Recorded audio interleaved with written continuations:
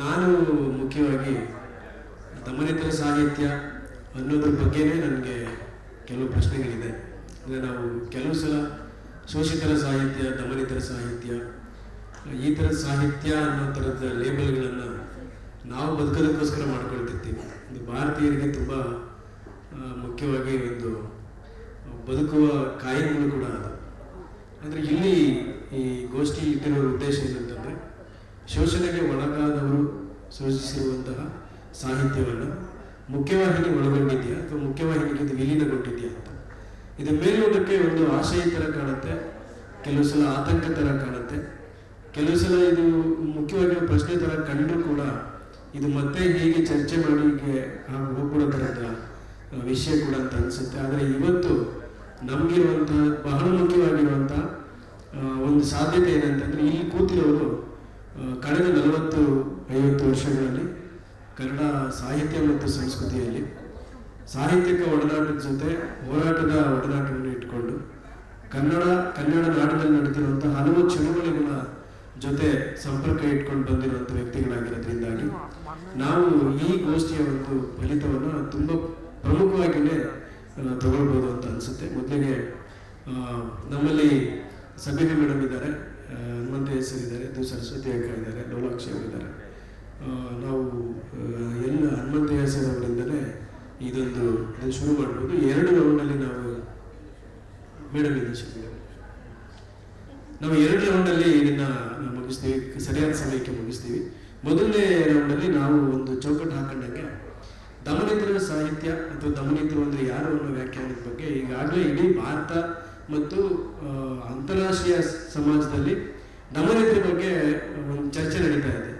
ಇಲ್ಲಿವರೆಗೂ ಆ ಥರದ ವ್ಯಾಖ್ಯಾನವನ್ನು ಭಾರತದ ಮಟ್ಟಿಗೆ ಕೊಟ್ಕೊಳ್ಳೋಕ್ಕಾಗಿಲ್ಲ ನಮಗೆ. ದಮನಿತರು ಅಂದರೆ ನಿಜವಾಗ್ಲೂ ಯಾರು ಅಂತ. ಯಾಕೆ ಅಂತಂದ್ರೆ ಇದಕ್ಕಿದ್ದಂಗೆ ನಾವು ದಮನಿತರೇ ಅಂದ್ಬಿಡ್ತಾರೆ. ಆಮೇಲೆ ಶೋಷಣೆಗೆ ಒಳಗಾದವರು ಅಂತಂದರೆ ಶೋಷಣೆ ಅಂದರೆ ಏನು ಅಂತ ಚರ್ಚೆ ಮಾಡ್ಕೋಬೇಕಾಗತ್ತೆ. ಈ ವಿಷಯದಲ್ಲಿ ನಾನು ಮೇಡಮ್ಗೆ ಸಬಿಹಾ ಭೂಮಿಗೌಡ ಅವರು ಕಳೆದ 40 ವರ್ಷಗಳಿಂದ ಸ್ತ್ರೀವಾದಿ ದೃಷ್ಟಿಕೋನದಲ್ಲಿ ಕನ್ನಡ ಸಾಹಿತ್ಯ ಮತ್ತು ಸಂಸ್ಕೃತಿಯಲ್ಲಿ ಕೆಲಸ ಮಾಡ್ತಿರುವಂಥವ್ರು.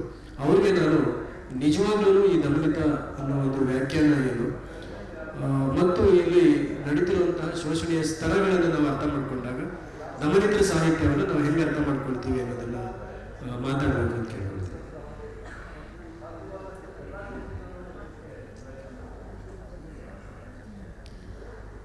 ಎಲ್ರಿಗೂ ನಮಸ್ಕಾರ.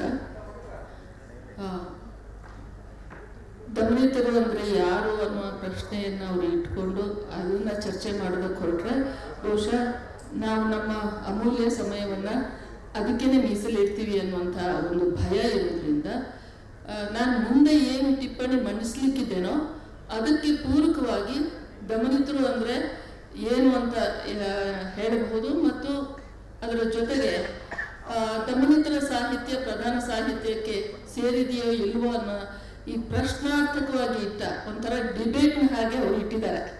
ನೀವು ಎಸ್ ಅಂತಾದರೂ ವಾದ ಮಾಡಿ ಅಥವಾ ನೋ ಅಂತಾದರೂ ವಾದ ಮಾಡಿ ಅನ್ನುವ 2 ಅವಕಾಶವನ್ನು ಇಟ್ಟ ಹಾಗೆ ಈ ವಿಷಯ ಇದೆ. ಕನ್ನಡ ಸಾಹಿತ್ಯದ ವಿದ್ಯಾರ್ಥಿಗಳಾದ ಎಲ್ರಿಗೂ ದಮನಿತರು ಅನ್ನುವುದಕ್ಕೆ ಬೇರೆ ಬೇರೆ ಅರ್ಥಗಳಲ್ಲಿ ಕಾಲಕ್ಕೆ ಏನು ಕರೆದ್ರು ಅನ್ನುವಂಥದ್ದನ್ನು ನಮ್ಗೆ ಗೊತ್ತಿರೋದ್ರಿಂದ ಆ ವಿಷಯಕ್ಕೆ ನಾನು ಹೋಗಲ್ಲ. ಯಾಕಂದರೆ ಮಾರ್ಕ್ಸ್ವಾದಿಯಿಂದ ಒಂದು ಬಗೆಯಲ್ಲಿ ಹೇಳಿದರು, ಆ ನಂತರ ಸಮಾಜವಾದಿಗಳು ಒಂದು ರೀತಿಯಲ್ಲಿ ಹೇಳಿದರು, ಬಂಡಾಯದವರು ಹೇಳಿದರು. ದಲಿತ ಸಾಹಿತ್ಯದಲ್ಲಿ ದಮನಿತರು ಅಂದರೆ ಬೇರೆ ಬೇರೆ ವ್ಯಾಖ್ಯೆಗಳಿದ್ದಾವೆ. ಅದನ್ನು ಬಿಟ್ಟು ಅದರ ಜೊತೆಗೆ ನಾವು ಮಹಿಳೆಯರನ್ನು ಕೂಡ ಒಟ್ಟಾಗಿ ಯಾವುದೇ ಜಾತಿ, ಧರ್ಮ, ಪ್ರದೇಶ ಇವುಗಳ ಆಚೆಗೂ ದಮನಿತ ಗುಂಪಿಗೆ ಸೇರಿಸ್ತೀವಿ ಅಂತ ಸ್ತ್ರೀವಾದದಲ್ಲಿ ನಾವು ಮತ್ತೆ ಪ್ರಸ್ತಾಪ ಮಾಡ್ತಾನೆ ಇದ್ದೀವಿ. ಹಾಗಾಗಿ ಇವತ್ತು ಇನ್ನೊಂದು ಬಗೆಯಲ್ಲಿ ಚರ್ಚೆ ಆಗುವಂಥದ್ದು ಧಾರ್ಮಿಕ ಅಲ್ಪಸಂಖ್ಯಾತರು ದಮನಕ್ಕೆ ಒಳಗಾಗಿರುವಂಥದ್ದನ್ನು ಉದ್ದಕ್ಕೂ ನಾವು ಕಾಣ್ತಾ ಇದ್ದೀವಿ. ಅದರ ಏನು ವಿಷಮವಾದಂಥ ಒಂದು ವಾತಾವರಣದ ಒಳಗಡೆ ನಾವೆಲ್ಲ ಉಸಿರಾಡಬೇಕಾದಂಥ ಒಂದು ಸ್ಥಿತಿ ನಿರ್ಮಾಣ ಆಗಿರೋದ್ರಿಂದ ಅವರನ್ನು ಇದರೊಳಗಡೆ ಸೇರಿಸ್ಕೊಳ್ಳೋದು ಸೂಕ್ತ ಅಂತ ಹೇಳಿ ಅದರಲ್ಲಿ ಉಪ ಪ್ರಶ್ನೆಗೆ ಬರ್ತೀನಿ. ದಮನಿತರ ಸಾಹಿತ್ಯ ಪ್ರಧಾನ ಸಾಹಿತ್ಯ ಧಾರೆಯಲ್ಲಿ ಸೇರ್ಕೊಂಡಿದೆಯಾ ಅಂತ ಹೇಳಿದಾಗ ಯಾವುದು ಪ್ರಧಾನ ಸಾಹಿತ್ಯ ಅಂತ. ಪ್ರಧಾನ ಸಾಹಿತ್ಯ ಯಾವುದು ಅನ್ನೋದಕ್ಕೂ ವಿವರಣೆ ಸ್ವಲ್ಪ ಕಷ್ಟದೆ. ಆದರೆ ಯಾವ್ಯಾವ ಸಮುದಾಯದವರು ಕನ್ನಡ ಸಾಹಿತ್ಯಕ್ಕೆ ಆರಂಭದಲ್ಲಿ ತೊಡಗಿಕೊಂಡ್ರೋ ಅವರೆಲ್ಲರೂ ಪ್ರಧಾನ ಸಾಹಿತ್ಯ ಅಂದರೆ ಏನು ಅನ್ನೋದನ್ನೇ ಕೇಳಿಕೊಂಡು ಆ ಸವಾಲಿಗೆ ತಾವು ಉತ್ತರ ಕೊಡುವಂಥ ಒಂದು ಪ್ರಯತ್ನವನ್ನ ಮಾಡಿದ್ದನ್ನು ನಾವು ನೋಡ್ತೀವಿ.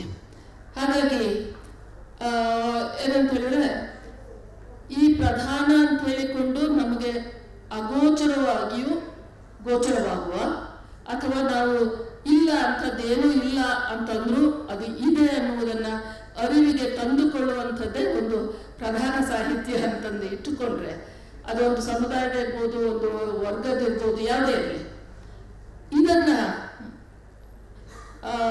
ಹೊಸದಾಗಿ ಹೊಸ ಸಮುದಾಯದಿಂದ ಬಂದವರೆಲ್ಲರೂ ಪ್ರಶ್ನೆ ಮಾಡಿದ್ದಾರೆ ಯಾವುದು ಪ್ರಧಾನ ಸಾಹಿತ್ಯ ಅಂತ. ಆ ಪ್ರಧಾನ ಸಾಹಿತ್ಯ ಮೌಲ್ಯಗಳನ್ನ ಸವಾಲಾಗಿ ಸ್ವೀಕರಿಸಿದ್ದಾರೆ ಮತ್ತು ತಮ್ಮ ಅಸ್ಮಿತೆಯ ಛಾಪನ್ನ ಮೂಡಿಸುವ ಪ್ರಯತ್ನವನ್ನ ಅವರು ಎದುರುಗೊಂಡಿದ್ದಾರೆ. ಅದರಲ್ಲಿ ಕೆಲವರು ಸೋತಿದ್ದಾರೆ, ಕೆಲವರು ಗೆದ್ದಿದ್ದಾರೆ. ವಿಲೀನದ ಪ್ರಶ್ನೆ ಬಂದ್ರೆ ಹೇಳಬೇಕಾದದ್ದು, ಹೊಸ ಒಂದು ಬರಹಗಾರರು ಬಂದಾಗಲೆಲ್ಲ ಅವರು ಪ್ರಧಾನ ಸಾಹಿತ್ಯದ ಒಳಗಡೆ ಮುಖ್ಯವಾಹಿನಿಗೆ ಅವರಾಗಿ ಸೇರ್ಕೊಳ್ಬೇಕು, ಅಥವಾ ಮುಖ್ಯವಾಹಿನಿ ಈ ಹೊಸ ಒಂದು ಬರಹಗಾರರ ತಂಡವನ್ನ ತನ್ನ ತೆಕ್ಕೆಯ ಒಳಗಡೆ ತಗೊಳ್ಬೇಕು, ಅಥವಾ ಇಬ್ರು ಪರಸ್ಪರರ ದಿಕ್ಕಿನಲ್ಲಿ ಒಂದೊಂದು ಹೆಜ್ಜೆ ಮುಂದೆ ಹಾಕುವುದರಿಂದ ಇದು ಸಾಧ್ಯ ಆಗುತ್ತೋ, ಈ ಮೂರು ಮಾದರಿಗಳನ್ನ ಇಟ್ಟುಕೊಂಡು ನಾನು ಯೋಚನೆ ಮಾಡುವುದಕ್ಕೆ ನನ್ನ ಮುಂದಿನ ಟಿಪ್ಪಣಿಯನ್ನ ಇಡಬೇಕು ಅಂತಿದ್ದೀನಿ. ಮತ್ತು ನನ್ನ ಮುಂದಿನ ಎಲ್ಲ ಆಲೋಚನೆಗಳು ಈಗಾಗಲೇ ಸಂಯೋಜಕರು ಅಥವಾ ನಮ್ಮ ಇದನ್ನು ನಡೆಸಿಕೊಡುವಂಥ ಹುಲಿಕುಂಟೆ ಮೂರ್ತಿಯವರು ಸೂಚಿಸಿರುವ ರೀತಿಯ ಪ್ರಕಾರ ಧಾರ್ಮಿಕ ಅಲ್ಪಸಂಖ್ಯಾತರ ಬಗ್ಗೆ ನನ್ನ ಮುಂದಿನ ವಿಷಯಗಳನ್ನು ನಾನು ಮಂಡಿಸಲಿಕ್ಕಿರುವುದರಿಂದ, ಅದರಲ್ಲೂ ನಿರ್ದಿಷ್ಟವಾಗಿ ಕ್ರೈಸ್ತ ಮತ್ತು ಮುಸ್ಲಿಂ ಬರಹಗಾರರು ಈ ಪ್ರಧಾನ ಸಾಹಿತ್ಯ ಧಾರೆಯ ಒಳಗಡೆ ಅಂತ ಸುಜಾತ ಮೇಡಮ್ ಹತ್ರ ಕೇಳ್ಕೊಂಡು ನಾನು ಸರಸ್ವತಿ ಹತ್ರ ಹೋಗ್ತೀನಿ. ಅಕ್ಕ, ದಲಿತ ಸಾಹಿತ್ಯ ಒಂದು ತಾತ್ವಿಕತೆಯಾಗಿ ದಮನಿತ ಸಾಹಿತ್ಯ ಮತ್ತು ಸಾಂಸ್ಕೃತಿಕ ವಿವೇಕನ ಹೆಂಗೆ ತಿಂದಿದೆ, ಮತ್ತೆ ಅದರಲ್ಲಿ ಮಹಿಳೆಯರ ಪಾಲು ಏನಿದೆ ಅನ್ನೋ ವಿಷಯನ 5 ನಿಮಿಷ ಮಾತಾಡಬೇಕು ಅಂತ ಕೇಳ್ಕೊಳ್ತೀನಿ. ಸಾಹಿತ್ಯದ ಒಂದು ಹೊರೈಸನ್ ಅನ್ನ ವಿಸ್ತರಿಸಿದೆ ದಮನಿತರ ಸಾಹಿತ್ಯ ಅನ್ನೋದ್ರ ಬಗ್ಗೆ ನನಗೆ ಯಾವ ಅನುಮಾನವೂ ಇಲ್ಲ. ಅದಕ್ಕೊಂದು ತೂಕ ಕೊಟ್ಟಿದೆ, ಅದನ್ನು ವಿಸ್ತರಿಸಿದೆ, ಒಂದು ಬೇರೆ ಅನುಭವವನ್ನು ಕೊಟ್ಟಿದೆ. ಅದು ಬಹುಶಃ ಭಾರತೀಯ ಸಾಹಿತ್ಯ ಇನ್ನೂ ಒಂದು ಸ್ವಲ್ಪ ಬಡತನದಲ್ಲಿ ಇದೆ ಅಂತಂದರೆ ಇನ್ನೂ ದಮನಿತರು ಬರಬೇಕು ಅಂತ ಅನ್ನೋದು ನನ್ನ ನಂಬಿಕೆ. ಮತ್ತು ಸಬಿಹಾಕ ಮಾತಾಡುವಾಗ ಕೊಟ್ಟಂಥ ಹೆಸರುಗಳು, ಎಷ್ಟೊಂದು ಹೆಸರು ಕೇಳಿ ತುಂಬ ಸಂತೋಷ ಆಯಿತು ನನಗೆ. ಅದರಲ್ಲಿ ಹೆಣ್ಮಕ್ಳು ತುಂಬ ಇದ್ರು. ನಾನು ನನಗೂ ದಲಿತ ಅನ್ನೋದು ಟ್ಯಾಗ್ ಇದೆ, ಅದ್ರ ಬಗ್ಗೆ ಟ್ಯಾಗ್ ಇರುತ್ತೆ ಈ ದೇಶದಲ್ಲಿ ಜಾತಿ ಇರೋವರೆಗೂ. ನಾನು ಸತ್ತ ಮೇಲೂ ಇರುತ್ತೆ ಅಂತಲೇ ಭಾವಿಸಿದ್ದೀನಿ, ಆ ಟ್ಯಾಗ್ ಇಟ್ಕೊಂಡೇನೆ ನಾನು. ಮತ್ತು ಸರ್ ಹೇಳಿದರು, ಎಲ್ಲೋ ಒಂದು ಕಡೆಯಲ್ಲಿ ದಲಿತ ಸಾಹಿತ್ಯವನ್ನು ಕನ್ನಡ ಸಾಹಿತ್ಯ ಒಪ್ಪಿಕೊಂಡಿದೆ ಅಂತ ಅನ್ನೋದನ್ನು. ಈ ಒಪ್ಪಿಕೊಂಡಿರುವ ದಲಿತ ಸಾಹಿತ್ಯದಲ್ಲಿ ದಲಿತ ಹೆಣ್ಣುಮಕ್ಕಳು ಎಲ್ಲಿದ್ದಾರೆ ಅಂತಂದರೆ, ಅದು ಇವತ್ತಿಗೂ ಖಂಡಿತವಾಗೂ ಬಣವೆನಲ್ಲಿ ಸೂಜಿ ಹುಡ್ಕೊಂಗೇನೆ. ಈಗಲೂ ಅದು ಅಕಾಡೆಮಿ ಆಗಿರ್ಬೋದು, ಬೇರೆ ಯಾವುದಾದ್ರೂ ಸಂಘಟನೆಗಳು ಅಥವಾ ಸಂಸ್ಥೆಗಳು ಆಗಿರ್ಬೋದು, ದಲಿತ ಹೆಣ್ಮಕ್ಳದ್ದು ಹೆಸರುಗಳನ್ನ ಕೊಡಿ ಅಂತ ನನಗೆ ಫೋನ್ ಬರುತ್ತೆ. ನಾನು ಸುಮಾರು ಕಡೆ ಓಡಾಡ್ತಿರ್ತೀನಿ, ಕೆಲವು ಹೆಣ್ಮಕ್ಳೆಲ್ಲ ನನಗೆ ಪರಿಚಿತರಿರ್ತಾರೆ. ಅಂದ್ರೂ ನನ್ನ ಪಟ್ಟಿ ಸಬಿಹಾ ಅಕ್ಕ ಹೇಳಿರೋ ಪಟ್ಟಿಯಲ್ಲಿ ಕಾಲು ಭಾಗನೂ ದಾಟೋದಿಲ್ಲ. ಆದರೆ ಆ ಪಟ್ಟಿ ಕೇಳಿ ನನಗೆ ತುಂಬ ಆನಂದ ಆಯಿತು. ಅದರಲ್ಲಿ ಮುಸ್ಲಿಂ ಹೆಣ್ಮಕ್ಳು ಇರೋದಂತೂ ತುಂಬ ಸಂತೋಷದ ವಿಷಯ. ರಲಿಯಾ ಇಲ್ಲೇ ಇದ್ಲು, ಅವಳದು ಕಥಾ ಸಂಕಲನಕ್ಕೆ ನಾನು ಬೆನ್ನುಡಿ ಬರೆದಿದ್ದೆ. ತುಂಬ ಅದ್ಭುತವಾಗಿರೋ ಕಥೆಗಳನ್ನು ಅವಳು ಬರೆದಿದ್ದಾರೆ. ಈ ನಿಟ್ಟಿನಲ್ಲಿ ನಾನು ದಲಿತ ಹೆಣ್ಮಕ್ಳು ಬರೆಯೋದಕ್ಕೆ, ಹಂಗಂತಂದರೆ ಬರೆಯೋದಕ್ಕೆ ಬರೋದಿಲ್ವಾ ಅಂತ ಅನ್ನೋದು, ಅಥವಾ ಬರೆಯೋಕ್ಕೆ ಏನು ಇಲ್ವಾ ಅವರಿಗೆ ಅಂತ ಅನ್ನೋದನ್ನೇ ಯೋಚಿಸ್ತಾ ಇರಬೇಕಾದ್ರೆ ಎಷ್ಟೊಂದು ಸಲ ನನಗೆ ಅನಿಸಿದೆ, ನಾನು ಸುತ್ತಾಡೋ ಅಂಥ ಸಂದರ್ಭದಲ್ಲಿ ಅಕ್ಷರ ಬಲ್ಲಂತಹ ದಲಿತ ಹೆಣ್ಮಕ್ಳು, ಅವರಿಗೆ ಒಂದು ಅಭಿವ್ಯಕ್ತಿ ಮಾಡೋದಕ್ಕೇನೆ ಕೆಲವು ತೊಡಕುಗಳಿದ್ದಾವೆ. ಅವ್ರಿಗೆ ಬರೆಯೋದಕ್ಕೇನೋ ಆಯಾರ ಇಲ್ಲ ಅಂತ ಅಲ್ಲ, ಬರೆಯೋದಕ್ಕೆ ಬರೋದು ಇಲ್ಲ ಅಂತನೂ ಅಲ್ಲ. ಬಹುಶಃ ನಾನು ಇದನ್ನು ಅನುಭವಿಸಿದ್ದೀನಿ. ನನಗೆ ನನ್ನ ಮೊದಲ ಕವನ ಸಂಕಲನಕ್ಕೆ ನೆನೆ ಅವಾರ್ಡ್ ಕೊಟ್ಟಾಗ ನನಗೆ ಫಸ್ಟು ಸಂತೋಷಕ್ಕಿಂತ ಆಘಾತ ಆಯಿತು. ಆಘಾತ ಎಂಥದ್ದು ಅಂದರೆ ಇದು ನಾನು ನಂಬಲೇ ಇಲ್ಲ ಯಾರೋ ಹೇಳಿದಾಗ. ಆಮೇಲೆ ಪೇಪರಲ್ಲಿ ಬಂದಿದೆ, ಹೋಗಿ ನೋಡ್ರಿ ನೀವೇ ಅಲ್ವಾ ಭೂಸರಸ್ವತಿ, ಏಕೈಕ ಭೂಸರಸ್ವತಿ ಅಂತ. ನಂಬಿರಲಿಲ್ಲ ಒಳಗಿಂದ. ಯಾಕೆ ಅಂತಂದರೆ ನಾನು ಸುಮ್ಮನೆ ಯಾವುದೋ ಒಂದು ಇದಕ್ಕೆ ಬರ್ದಾಕ್ಬಿಟ್ಟಿದ್ದೆ, ಏನೋ ಒಂದು ಸವಾಲು ಹಾಕ್ಬೇಕಾಗಿತ್ತು. ನನ್ನನ್ನು ನೀವೆಲ್ಲ ಹಿಂಗೆ ಅಂದ್ಕೊಂಡಿದ್ದೀರಲ್ಲ, ನಾನೇನು ಅಂತ ತೋರ್ಬಿಡ್ತೀನಿ ಅನ್ನೋ ಸಿಟ್ಟಲ್ಲಿ ನಾನು ಬರ್ಕೊಂಡಿರೋದನ್ನೆಲ್ಲ ಹಾಕಿ ಸುಮ್ಮನೆ ಕೂತಿದ್ದೆ. ಅಂದರೆ ಒಳಗಿಂದ ನನಗೆ ಎಷ್ಟು ಗಾಬರಿಯಾಗಿತ್ತು ಅಂತಂದರೆ ನನ್ನನ್ನು ಕವಿ ಅಂತ ಅಂದಾಗ. ಅಂದರೆ ನಾನು ಈ ಮಾತನ್ನು ಏನಕ್ಕೆ ಹೇಳ್ತಿದ್ದೀನಿ ಅಂದರೆ, ಎಷ್ಟೊಂದು ಜನ ಹೆಣ್ಮಕ್ಳಿಗೆ ಬರೆಯೋ ಆಸೆ ಇದೆ, ಬರೆದು ಮುಚ್ಚಿಟ್ಕೋತಾರೆ. ಮುಚ್ಚಿಟ್ಕೊಳ್ಳೋದನ್ನು ಪಬ್ಲಿಷ್ ಮಾಡೋದಕ್ಕೆ ಬರೋದಿಲ್ಲ. ಈಗ ನಾನು ಬೆಂಗಳೂರಿಗೆ ಬಂದಮೇಲೆ ನಾನು ಮಾಡ್ತಿರೋ ಸಾಹಸ ಅದೇ, ಈ ಹೆಣ್ಮಕ್ಳನ್ನ ಹುಡುಕಿ ಬರೆಯೋದು. ಅಂದರೆ ಈ ತೊಡಕು ಅಕ್ಷರ ಬರುತ್ತೆ. ಈ ಅಕ್ಷರವನ್ನು, ಈ ಅಕ್ಷರಗಳು ನಾವೇನು ಅ ಇ ಅಂತ ವರ್ಣಮಾಲೆ ತಗೊಂಡಿದ್ದೀವಲ್ಲ, ಈ ವರ್ಣಮಾಲೆಗಳು ನನ್ನ ಬದುಕನ್ನು ಹಿಡಿಯೋದಕ್ಕೆ ಕೆಪಾಸಿಟಿ ಇಲ್ದವು ಅಂತ ನನಗನ್ಸೋದಿಲ್ಲ. ನನ್ನ ಬದುಕೇ ಫಿಟ್ ಆಗೋದಿಲ್ಲ ಆ ವರ್ಣಮಾಲೆ ಒಳಗಡೆ ಅನ್ನೋ ಭಾವ ಇವತ್ತಿಗೂ ಹೆಣ್ಮಕ್ಳಲ್ಲಿ ಇದೆ.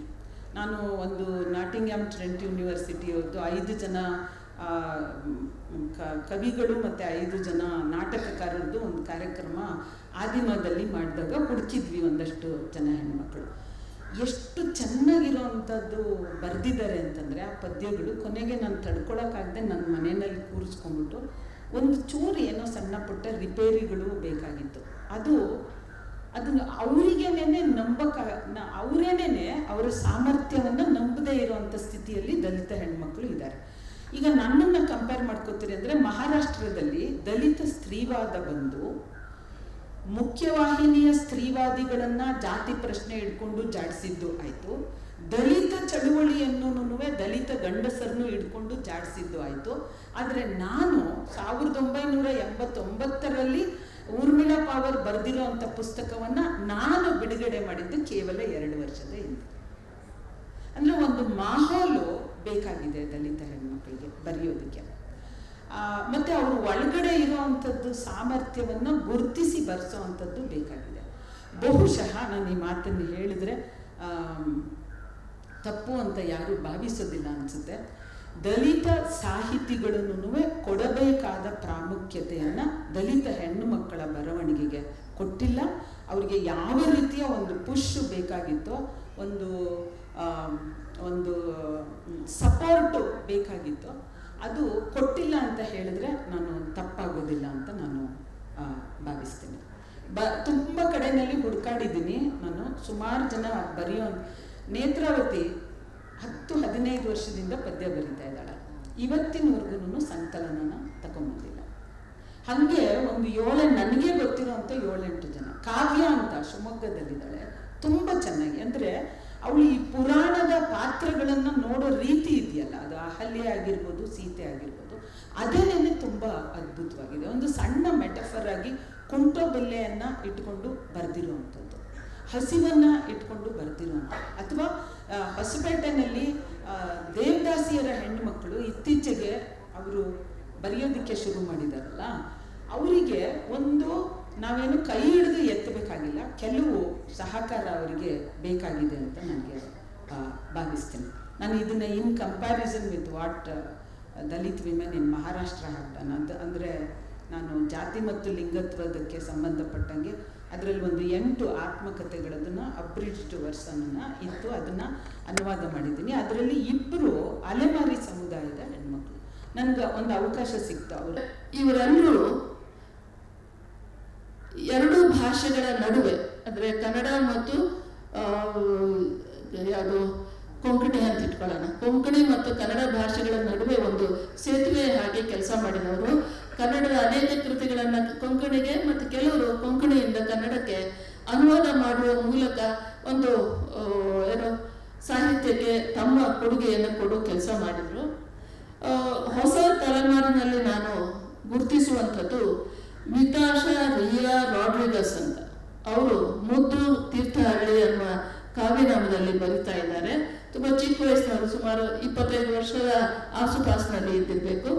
ಅವರ ಇನ್ನೊಬ್ಬ ಸಹೋದರಿ ವಿದಿಶಾ ರಿನಿ ಅಂತ. ಇವರಿಬ್ಬರನ್ನ ಹೇಳೋದಕ್ಕೆ ನನಗೊಂದು ಮುಖ್ಯ ಕಾರಣ ಇದೆ.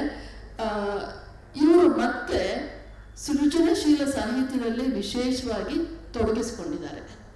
ಅದರಲ್ಲಿ ವಿದಿಶಾ ಅವರು ವಿನೋದ ಸಾಹಿತ್ಯದಲ್ಲಿ ಕೆಲಸ ಮಾಡಿದರೆ, ಕಾದಂಬರಿ ಮತ್ತು ಕಾವ್ಯ ಕ್ಷೇತ್ರದಲ್ಲಿ ವಿತಾಶಾ ಅವರು ಪ್ರಯೋಗಗಳನ್ನು ಮಾಡ್ತಾ ಇದ್ದಾರೆ. ಸೊ ಇದಿಷ್ಟು ಚೌಕಟ್ಟನ್ನು ಇಟ್ಕೊಂಡು ನಾನು ಕೆಲವು ಪ್ರಶ್ನೆ ಹಾಕ್ಕೊಂಡಿದ್ದೀನಿ. ಏನಂದರೆ, ಇದರಲ್ಲಿ ಕೆಲವು, ಉದಾಹರಣೆಗೆ ಫ್ರಾನ್ಸಿಸ್ ದಾಂತಿ ಅವರು ಬರಿತಾ ಇದ್ದಾಗ ಅವರು ಶ್ರೀದಾಂತಿ ಅಂತ ಒಂದು ಕಾವ್ಯನಾಮದಲ್ಲಿ ಬರಿತಾ ಇದ್ರು. ಹಾಗಾಗಿ ಅವರು ಕ್ರೈಸ್ತ ಸಮುದಾಯಕ್ಕೆ ಸೇರಿದವರು ಅನ್ನೋದು ಎಷ್ಟೋ ಜನರಿಗೆ ಗೊತ್ತೇ ಇರಲಿಲ್ಲ.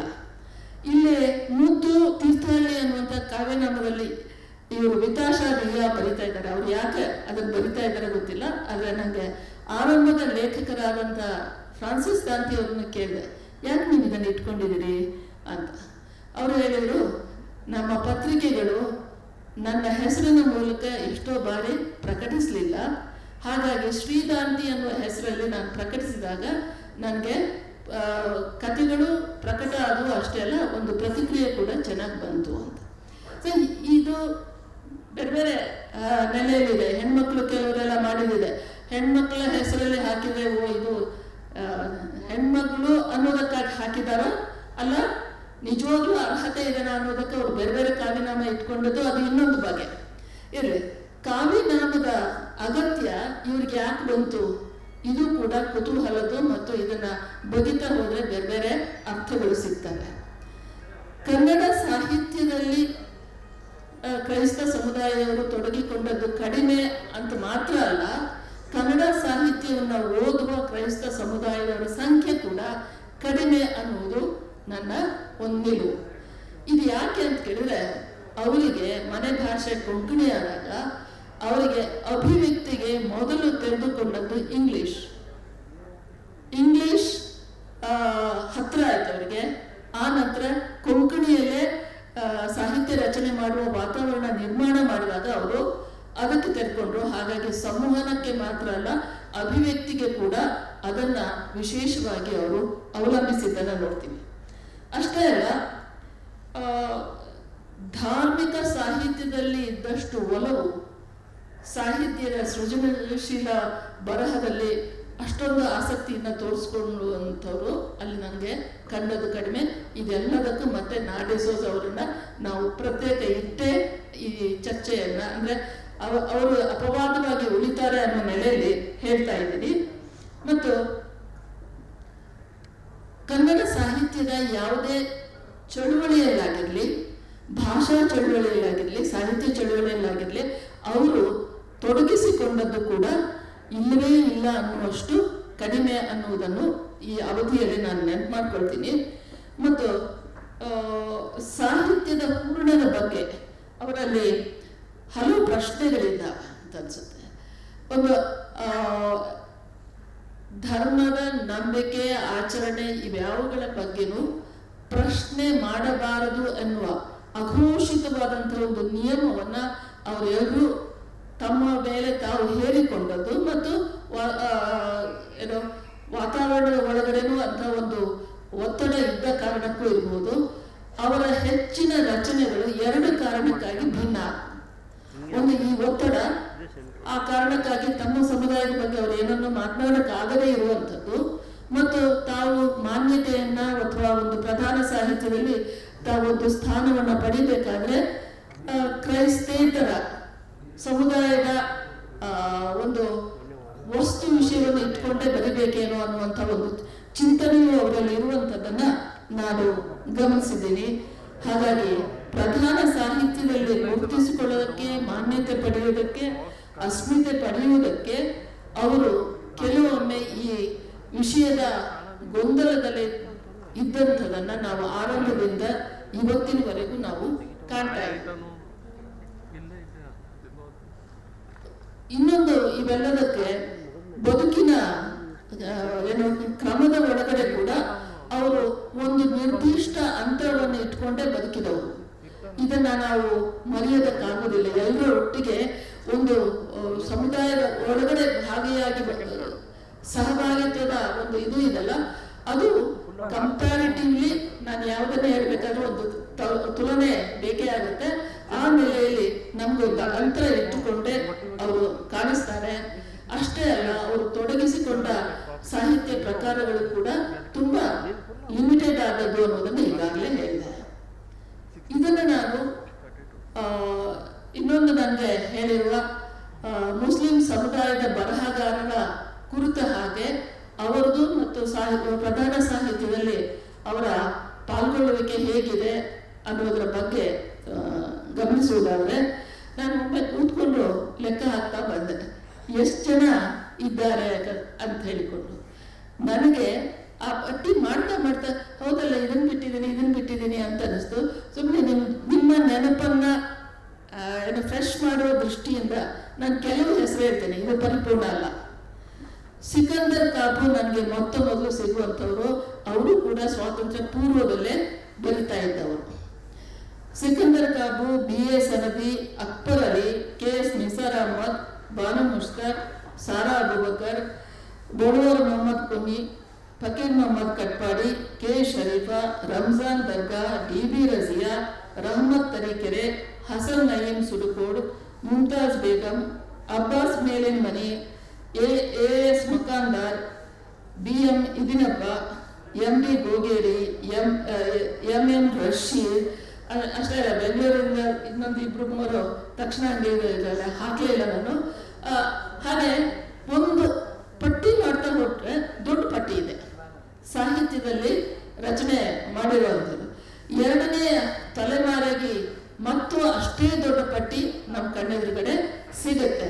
BM Haneef, BM Basheer, Shahnaz M, Noor Jahan, Parveen Saleem, Ismat Fazeer, Misriya Fazeer, Mohammed Kulari, Fatima Raliya, Hamza Malar, Mustafa KH, Shakira Khanam, Mulla Yamar, Syed Zameerulla Sharif, Nadaf Amaragouda ಹೆಸರು ಪಟ್ಟಿ ಮುಂದುವರಿತದೆ.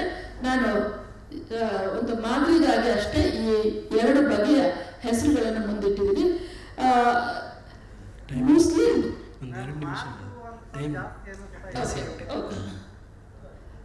ಮುಸ್ಲಿಂ ಬರಹಗಾರರಿಗೆ ಸಾಹಿತ್ಯದ ಮಾಹಿತಿ ಜಾಸ್ತಿ ಆಗ್ತಾ ಇದೆ, ಥಿಯರಿ ಚರ್ಚೆ ಆಗಲಿ ಅಂತ ಹೇಳ್ತಾ ಇದ್ದಾರೆ. ಅದನ್ನ ಆ ಥಿಯರಿ ಚರ್ಚೆ ಆಗುವುದಕ್ಕಾಗಿ ಇದನ್ನ ನಾನು ಮುಂದೆ ಇಟ್ಟದ್ದು. ಮುಸ್ಲಿಂ ಬರಹಗಾರರಿಗೆ ಸಾಹಿತ್ಯ ರಚನೆಗೆ ವಸ್ತು ಅನ್ನೋದು, ಕಾವ್ಯ ವಸ್ತು ಅನ್ನೋದು ಸಮಸ್ಯೆ ಆಗಿಲ್ಲ ಅಂತ ನಾನು ಹಿಂದೆಗೆ ಕಂಪೇರ್ ಮಾಡಿಕೊಂಡೆ ಹೇಳ್ತಾ ಇದ್ದೀನಿ. ಇದು ಆಗಿಲ್ಲ ಅಂತ. ಇವರ ಒಟ್ಟು ಸಾಹಿತ್ಯವನ್ನ ಗಮನಿಸಿದಾಗ 3 ಮಾದರಿಗಳು ನಮಗೆ ಗಮನಕ್ಕೆ ಬರ್ತವೆ. ಮುಸ್ಲಿಂ ಸಮುದಾಯದ ಬದುಕಿನ ಅನಾವರಣವನ್ನ ಮಾಡುವ ಸಾಹಿತ್ಯ ಒಂದಷ್ಟು ನಮಗೆ ಕಾಣಿಸ್ತವೆ. ಅವರು ಆ ಸಮುದಾಯದ ವಿಮರ್ಶಕರಾಗಿ ಅದು ಹೇಗೆ ಕಾಣ್ತಾ ಇದೆ ಅನ್ನೋದನ್ನ 80ರ ದಶಕದಿಂದ ಈಚೆಗೆ ಅವರು ಕೊಟ್ಟದ್ದು ಒಂದು ದೊಡ್ಡ ಭಾಗ. ಆದರೆ ಎರಡನೇದು ಮುಸ್ಲಿಮೇತರರ ಬದುಕಿನ ಕುರಿತು ಸಾಕಷ್ಟು ಬರುವಂತಹ ಸಾಹಿತ್ಯ ಸಿಗುತ್ತೆ ಮತ್ತು 2 ಕುಟುಂಬಗಳ ಸಹಬಾಳ್ವೆಯ ಕುರಿತಾದಂತಹ ಅನೇಕ ಮಾದರಿಗಳನ್ನು ಕಟ್ಟಿದಂತಹ ಸಾಹಿತ್ಯ ಕೂಡ ಇವರ ಸಂದರ್ಭದಲ್ಲಿ ಸಿಗುತ್ತೆ. ಆಗ ನಾವು ಕೇಳಬೇಕಾದದ್ದು, ಕ್ರೈಸ್ತ ಸಮುದಾಯದಲ್ಲಿ ಈ ಬಗೆಯ ಸಾಹಿತ್ಯಿಕ ವಸ್ತು ಸಮಸ್ಯೆ ಆದ ಹಾಗೆ ಇಲ್ಲಿ ಆಗಲಿಲ್ಲ. ಯಾಕೆ? ಇದು ಹೇಗೆ ಇವರಿಂದ ಸಾಧ್ಯ ಆಯಿತು ಅಂತ ಹೇಳಿದ್ರೆ, ಅವರ ಬದುಕಿನ ವಾತಾವರಣದ ಒಳಗಡೆಯೂ ಸಹಜೀವನದ ಅನೇಕ ಮಾದರಿಗಳು ಹಳ್ಳಿಯಿಂದ ನಾವು ಪಟ್ಟಣದವರೆಗೂ ನಾವು ಕಾಣ್ತೀವಿ. ಎರಡನೆಯದು, ಮಾತೃಭಾಷೆ ಮಾತ್ರ ಅಲ್ಲ, ಮಾತೃಭಾಷೆಯಷ್ಟೇ ಕನ್ನಡ ಅವರಿಗೆ ಸಂವಹನಕ್ಕೆ ಮತ್ತು ಬರಹಕ್ಕೆ ಆಪ್ತ ಎನಿಸಿದೆ ಅಥವಾ ಹೊರದಾರಿ ಎನಿಸಿದೆ. ಅದಕ್ಕೆ ಕಾರಣಗಳನ್ನು ನಾವು ಮತ್ತೆ ಚರ್ಚೆ ಮಾಡಬಹುದು. ಅಷ್ಟೇ ಅಲ್ಲ, ಕನ್ನಡ ಸಾಹಿತ್ಯ ಚಳುವಳಿಗಳಲ್ಲಿ ಮತ್ತು ಭಾಷಾ ಚಳುವಳಿಗಳಲ್ಲಿ ಈ ಲೇಖಕರು ಅನೇಕರು ಸಕ್ರಿಯವಾಗಿ ಭಾಗವಹಿಸಿದ್ದಾರೆ ಮತ್ತು ಅದರ ಮುಂದುವರಿಕೆಯಾಗಿ ಆ ಭಾಷಾ ಚಳವಳಿ ಮತ್ತು ಸಾಹಿತ್ಯ ಚಳವಳಿಯ ಜೊತೆಗೆ ಆ ಒಂದು ಬಂಡಾಯ ಚಳವಳಿ, ದಲಿತ ಚಳವಳಿಯ ಒಂದು ಹವಾ ಇದ್ದ ಕಾಲದಲ್ಲಿಯೂ ಈ ಯಾವ ಪಂಥಕ್ಕೂ ಸೇರಿದ್ರು ಆಗ ಬರೆದವರು ಕೂಡ ಪ್ರಧಾನ ಸಾಹಿತ್ಯದ ಒಳಗಡೆ ಗುರುತಿಸಿಕೊಳ್ಳುವುದಕ್ಕೆ ಅವರಿಗೆ ಅದು ನೆರವಾಗಿದೆ. ಮತ್ತೆ ಕೊಟ್ಟಿರುವ ಕೊಡುಗೆಯನ್ನು ಗಮನಿಸಿದ್ರು ಕೂಡ ಅನೇಕ ಗಟ್ಟಿ ಕಾಳುಗಳನ್ನು ಈ ಸಮುದಾಯದ ಹಲವರು ಕೊಟ್ಟಿದ್ದಾರೆ. ಅಷ್ಟೇ ಅಲ್ಲ, ವೈವಿಧ್ಯಮಯವಾದಂಥ ಪ್ರಕಾರದಲ್ಲಿ ಕೆಲಸ ಮಾಡಿರೋದು ಇನ್ನೊಂದು ಗಮನಕ್ಕೆ ಬರುವಂಥ ಸಂಗತಿ. ಹೀಗೆ ಗಮನಿಸಿದರೆ ಚುಟುಕು, ಕಾವ್ಯ, ಸಣ್ಣ ಕಥೆ, ಕಾದಂಬರಿ, ಪ್ರಬಂಧ, ನಾಟಕ, ಕಾವ್ಯಮೀಮಾಂಸೆ, ಸಂಸ್ಕೃತಿ ಚಿಂತನೆ, ಅಂಕಣ ಬರಹ, ಆತ್ಮಕಥೆ, ಸಂಶೋಧನೆ, ಎಷ್ಟು ವೈವಿಧ್ಯಮಯವಾದಂಥ ಪ್ರಕಾರಗಳಲ್ಲಿ ಇವರು ಕೆಲಸ ಮಾಡಿದ್ದಾರೆ ಅನ್ನುವುದು ನಮಗೆ ಅವರ ಒಳಗೊಳ್ಳುವಿಕೆ ಮತ್ತು ಸಾಹಿತ್ಯ ಅವರನ್ನು ಸ್ವೀಕರಿಸುವುದಕ್ಕೆ, ಪ್ರಧಾನ ಸಾಹಿತ್ಯ ಅಂತ ಅನ್ನೋದಾದರೆ ಸ್ವೀಕರಿಸುವುದಕ್ಕೆ ಈ ಎರಡು ಕಡೆಯ ಪ್ರಯತ್ನಗಳು ಹೇಗಿದ್ದಾವೆ ಅನ್ನೋದಕ್ಕೆ ಅದು ಒಂದು ನಿದರ್ಶನ ಅಷ್ಟೇ ಅಲ್ಲ. ಕರ್ನಾಟಕದ ಬೇರೆ ಬೇರೆ ಭಾಗಗಳಿಂದ ಕೂಡ ಈ ರೈಟರ್ಸ್ ಬಂದಿದ್ದಾರೆ. ಒಂದು ಮುಖ್ಯವಾದಂಥ ಒಂದು ಸಂಗತಿ ನಾನು ಕೊನೆಯಲ್ಲಿ ಹೇಳಬೇಕಾದಂಥದ್ದು, ಮಹಿಳಾ ಇಶ್ಯೂಸ್ ಬಗ್ಗೆ ಬಹುತೇಕ ಎಲ್ಲ ಈ ಸಮುದಾಯದ ಲೇಖಕರಲ್ಲಿ ಮಹಿಳಾ ಇಶ್ಯೂಸ್ ಪ್ರಧಾನವಾಗಿ ಚರ್ಚೆ ಆಗಿದೆ. ಅದು ಮಹಿಳಾ ಅಂದರೆ ಲಿಂಗತ್ವದ ನೆಲೆಯಲ್ಲಿ ಮತ್ತು ವರ್ಗದ ನೆಲೆಯಲ್ಲಿ ಈ ಲೇಖಕರು ಸಮಸ್ಯೆಯನ್ನು ಚರ್ಚಿಸುವ ಕೆಲಸವನ್ನು ತುಂಬ ಗಂಭೀರವಾಗಿ ಮಾಡಿದ್ದಾರೆ ಮತ್ತು ಧಾರ್ಮಿಕ ಶೋಷಣೆಗೆ ಪ್ರತಿರೋಧವನ್ನು ತೋರಿದ್ದಾರೆ. ಬಹುಶಃ ಒಂದು ನಾವು ನಮ್ಮ ವಿಮರ್ಶೆಯಲ್ಲಿ ಎಲ್ಲಿಯೂ ನಾವು ಪ್ರಸ್ತಾಪ ಮಾಡದೇ ಇರುವುದು ಅಂದರೆ ನಾವು ಕೇವಲ ಅದು ಪೇಟ್ರಿಯಾರ್ಕಿಯನ್ನು ಪ್ರಶ್ನೆ ಮಾಡಿದ್ದಾರೆ ಅಂತ ಹೇಳ್ತಾ ಇದ್ದೀವಿ. ಆದರೆ ಈ ಎಲ್ಲ ಬರಹಗಾರರು ಪ್ರಧಾನವಾಗಿ ಧಾರ್ಮಿಕ ಶೋಷಣೆಯ ಬಗ್ಗೆ ಮಾತನಾಡುವಷ್ಟೇ, ಮುಸ್ಲಿಂ ಪುರುಷ ಪ್ರಧಾನತೆಯ ಬಗ್ಗೆಯೂ ಅಷ್ಟೇ ಕಟುವಾಗಿ ಅವರು ಪ್ರಶ್ನೆ ಮಾಡಿದ್ದಾರೆ. ಮತ್ತು ಮನು ಪ್ರಣೀತವಾದ ಪುರುಷ ಪ್ರಧಾನತೆಯು ಆ ಸಮುದಾಯದ ಪುರುಷರ ಮೇಲೆ ಯಾವ ಬಗೆಯ ಒತ್ತಡವನ್ನ ಅಥವಾ ಒಂದು ಬಗೆಯ ಕ್ರೌರ್ಯವನ್ನ ನಿರ್ಮಾಣ ಮಾಡಿದೆ ಅನ್ನುವುದನ್ನು ಕೂಡ ಆ ಕಥೆಗಳು, ನಮಗೆ ಕಥೆ ಕಾದಂಬರಿಗಳು ಚರ್ಚಿಸ್ತಾ ಇದ್ದಾವೆ. ಈ ಆಯಾಮದಲ್ಲಿ ಚರ್ಚೆ ಮತ್ತು ವಿಮರ್ಶೆ ಸಾಕಷ್ಟು ಬೆಳಿಬೇಕಿತ್ತು. ಅದು ತೀರ ಇತ್ತೀಚೆಗೆ ಈ ಆಯಾಮದಲ್ಲಿ ನೋಡಿದಾಗ ಹೇಗೆ ಈ ಎರಡೂ ಸಂಗತಿಗಳು ಸೇರಿಕೊಂಡಿದ್ದಾವೆ ಅನ್ನೋದನ್ನ ನಾವು ಮುಂದೆ ಚರ್ಚೆ ಮಾಡ್ಬೋದಾಗತ್ತೆ ಇದ್ದಾಗ. ನಮಸ್ಕಾರ. Thank you madam. ನಮಗೆ ಸಮಯ ಸ್ವಲ್ಪ ನಿಧಾನ ಶುರುವಾಯಿತು, ಹಾಗಾಗಿ ಇದು ದಮನಿತರದಾಗಿರೋದ್ರಿಂದ ಮತ್ತೆ ಇತ್ತೀಚೆಗೆ ಒಳಮೀಸಲಾತಿ ಬೇರೆ ಬಂದಿರೋದ್ರಿಂದ 5 ನಿಮಿಷ. ಈ ತಾತ್ವಿಕ ಪ್ರಶ್ನೆಯನ್ನ ಇಟ್ಕೊಂಡು ಕನ್ನಡದಲ್ಲಿ ಅಭಿವ್ಯಕ್ತಿಗೊಂಡಿರುವ ವಿಸ್ತಾರವನ್ನ ನೋಡಿದ್ರೆ ನನಗೆ ಬಹಳ ಸಂತೋಷ ಮತ್ತು ಅಕ್ಸೆಪ್ಟಬಲ್ ಅನ್ಸೋದೇನು ಅಂದ್ರೆ, ಕನ್ನಡದ ಮುಖ್ಯವಾಹಿನಿ ದಲಿತ ಪ್ರಶ್ನೆಯನ್ನ ನನ್ನದೇ ಪ್ರಶ್ನೆ ಅನ್ನುವ ರೀತಿಯಲ್ಲಿ ಒಪ್ಪಿಕೊಂಡಿರುವುದು. ಇದೇ ಪ್ರಶ್ನೆ ನೀವು ಮುಸ್ಲಿಂ ಸಂವೇದನೆಯನ್ನ ಇಟ್ಟುಕೊಂಡು ಕೇಳಿದ್ರೆ ಆ ರೀತಿಯ ಒಪ್ಪಿಗೆ ಆಗಿದೆ ಅಂತ ಹೇಳಿ ನನಗೆ ಅನ್ಸೋದಿಲ್ಲ. ಬಹುತೇಕ ಮಹಿಳೆಯರು ಎತ್ತಿರುವ ಪ್ರಶ್ನೆಗಳನ್ನು ಕನ್ನಡ ಸಾಹಿತ್ಯ ನನ್ನ ಪ್ರಶ್ನೆಗಳೇ ಅಂತ ಒಪ್ಪಿಕೊಂಡಿದೆ. ಅಲ್ಲಿ ಇದು ಸ್ತ್ರೀ ಸಂವೇದನೆ ಆದ್ರಿಂದ ಇದು 2ನೇ ದರ್ಜೆಯದು ಅನ್ನುವ ಭಾವನೆ ಕನ್ನಡ ಸಾಹಿತ್ಯಕ್ಕಿಲ್ಲ. ದಲಿತ ಪ್ರಶ್ನೆಯಂತೂ ಬಹಳ ವಿಸ್ತಾರವಾಗಿ ಕನ್ನಡದಲ್ಲಿ ಒಪ್ಪಿಕೊಂಡಿರುವ ಪ್ರಶ್ನೆ ಆಗಿದೆ. ಆ ಪ್ರಶ್ನೆ ಕನ್ನಡದ ಅನೇಕ ಅಭಿವ್ಯಕ್ತಿಗಳಿಗೆ, ಅದು ಕಾವ್ಯ, ನಾಟಕ, ಕವಿತೆ ಇತ್ಯಾದಿ ಈ ಎಲ್ಲ ಪ್ರಕಾರಗಳಲ್ಲಿ ಕನ್ನಡದಲ್ಲಿ ಬಂದಿರುವ ದಲಿತ ಪ್ರಜ್ಞೆಯ ಈ ಹುರುಳಿದೆಯಲ್ಲ, ಈ ಹೂರಣ ಇದೆಯಲ್ಲ, ಈ ಹೂರಣವನ್ನ ಕನ್ನಡ ಸಾಹಿತ್ಯ ಬಹಳ ಚೆನ್ನಾಗಿಯೇ ಸ್ವೀಕಾರ ಮಾಡಿದೆ ಅಂತ ನನಗೆ ಅನಿಸ್ತಾ ಇದೆ. ಆದ್ರಿಂದ ಈ ಗೋಷ್ಠಿಯ ಮುಖ್ಯವಾದ ಉದ್ದೇಶ ಏನಿದೆ, ದಮನಿತರ ಸಾಹಿತ್ಯವನ್ನ ಕನ್ನಡ ಪ್ರಜ್ಞೆ ಒಪ್ಕೊಂಡಿದೆಯೇ ಅಂತ ಅನ್ನೋ ಪ್ರಶ್ನೆ ಬಹಳ ಮುಖ್ಯವಾದದ್ದು. ಮತ್ತು ಹೌದು, ಇದಕ್ಕೆ ಉತ್ತರ ಹೌದು ಅಂತಲೇ ನನಗೆ ಅನಿಸ್ತದೆ. ಕೆಲವು ಸಣ್ಣ ತಕರಾರುಗಳು ಇವೆ. ನಾನು ಯಾವಾಗಲೂ ಹೇಳೋದು, ದಲಿತ ಸಾಹಿತ್ಯಕ್ಕೆ ದಲಿತ ಅನ್ನುವ ಶೀರ್ಷಿಕೆ ಅಗತ್ಯ ಇಲ್ಲ, ಅದರ ಅಗತ್ಯ ಬೇಕಾಗಿಲ್ಲ. ದಮನಿತರ ಸಾಹಿತ್ಯಕ್ಕೆ ದಮನಿತ ಅನ್ನುವ ಶೀರ್ಷಿಕೆ ಆಗಲಿ ಅದರ ತಲೆಬರಹ ಆಗಲಿ ಖಂಡಿತ ಬೇಕಾಗಿಲ್ಲ. ಅದು ಮೊದಲಿಗೆ ಸಾಹಿತ್ಯ ಹೌದೇ ಅಲ್ವೇ ಅನ್ನುವ ಪ್ರಶ್ನೆ ನಮ್ಮ ಮುಂದೆ ಇರಬೇಕು. ಅದು ಹೌದು ಅಂತಾದ್ರೆ ಈ ಪ್ರಶ್ನೆ ಇದು ಯಾರ ಪರವಾದ ದನಿಯನ್ನ ಎತ್ತುತ್ತಿದೆ, ಯಾರ ಪರವಾದ ಉಸಿರಾಟವನ್ನ ನಡೆಸುತ್ತಿದೆ, ಇದರ ಶ್ವಾಸಕೋಶದ ಧೂಳಿದೆಯಲ್ಲ, ಇದು ಯಾವ ಧೂಳಿನಿಂದ, ಯಾವ ಭಾಗದಿಂದ ಬಂದಿರುವ ಧೂಳು ಅನ್ನುವ ಪ್ರಶ್ನೆಗಳನ್ನ ತಾತ್ವಿಕವಾಗಿ ಎತ್ತಿಕೊಳ್ಳುವ ಕಾಲ ಇದು ಆಗಿದೆ ಅಂತ ನನಗೆ ಅನಿಸ್ತದೆ. ಆದ್ರಿಂದ ಕನ್ನಡದ ದಲಿತ ಸಮುದಾಯ ವಿಶೇಷವಾಗಿ ತಮ್ಮೆಲ್ಲ ನೋವುಗಳನ್ನ, ನಲಿವುಗಳು ಕಡಿಮೆ ಅಂತಲೇ ಹೇಳಬೇಕು, ಈಗಾಗಲೇ ಪ್ರಕಟ ಮಾಡಿದ್ದಾರೆ. ಇದರ ಮುಂದಿನ ಕಣ್ಣೋಟ ಏನಿರಬೇಕು, ಹೇಗಿರಬೇಕು, ಅಥವಾ ಎಲ್ಲವೂ ಮುಗಿದು ಹೋಗಿದೆಯಾ, ಈ ಪ್ರಶ್ನೆ ಕೂಡ ನಮ್ಮ ಮುಂದೆ ಇದೆ.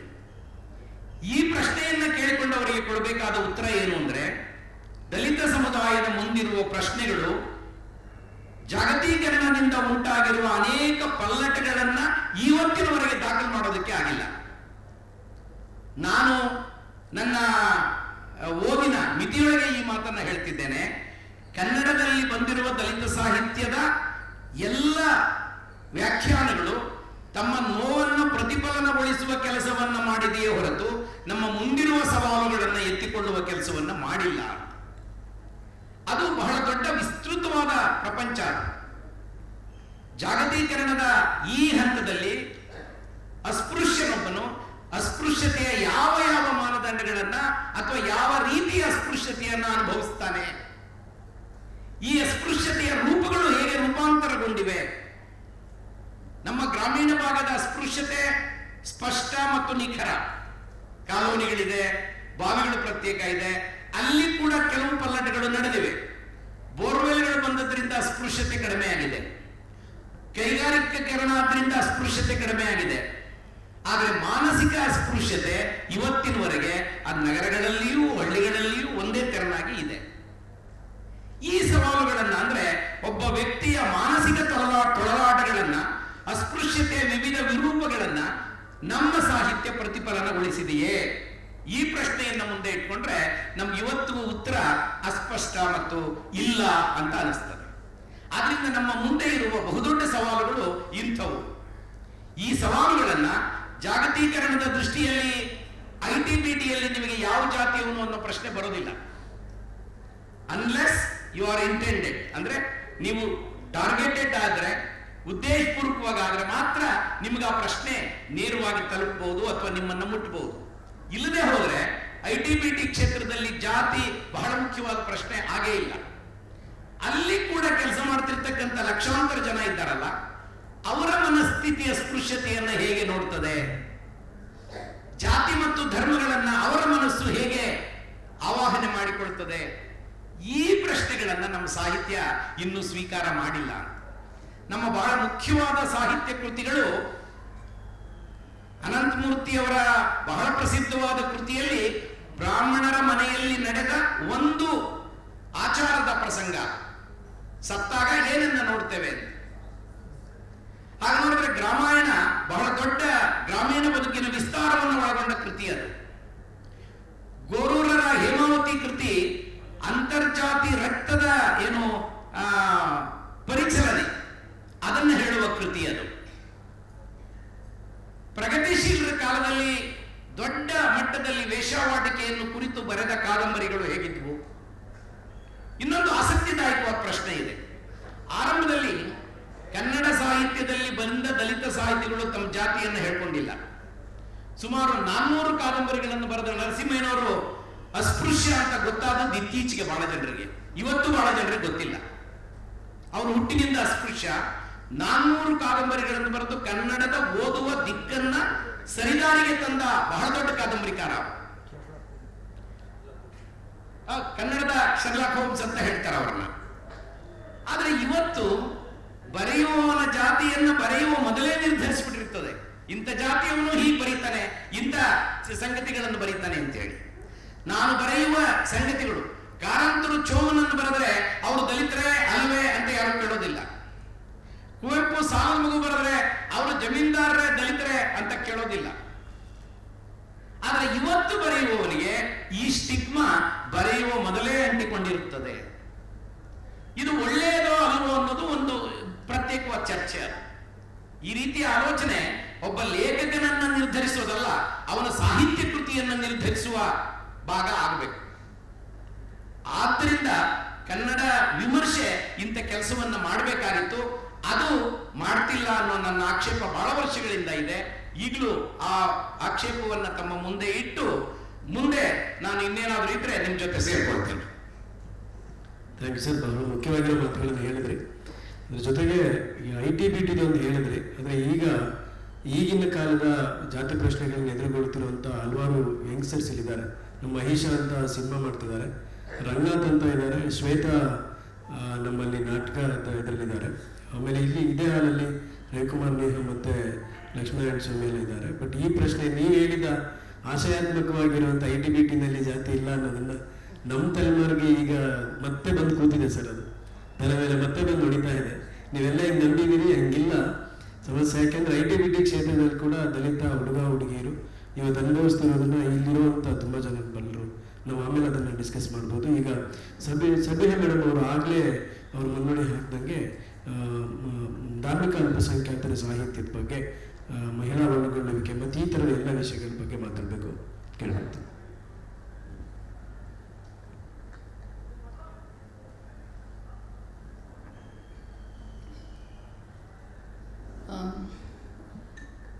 ನಾನು ಮುಂದೆ ಮಾತನಾಡಲಿಕ್ಕಿರುವ ವಿಚಾರಗಳನ್ನು ನಾವು ಯಾರನ್ನ ಧಾರ್ಮಿಕ ಅಲ್ಪಸಂಖ್ಯಾತರು ಅಂತೀವೋ ಆ ಗುಂಪಿನ ಲೇಖಕಿಯರು ಒಪ್ತಾರೋ ಇಲ್ವೋ ನನಗೆ ಗೊತ್ತಿಲ್ಲ.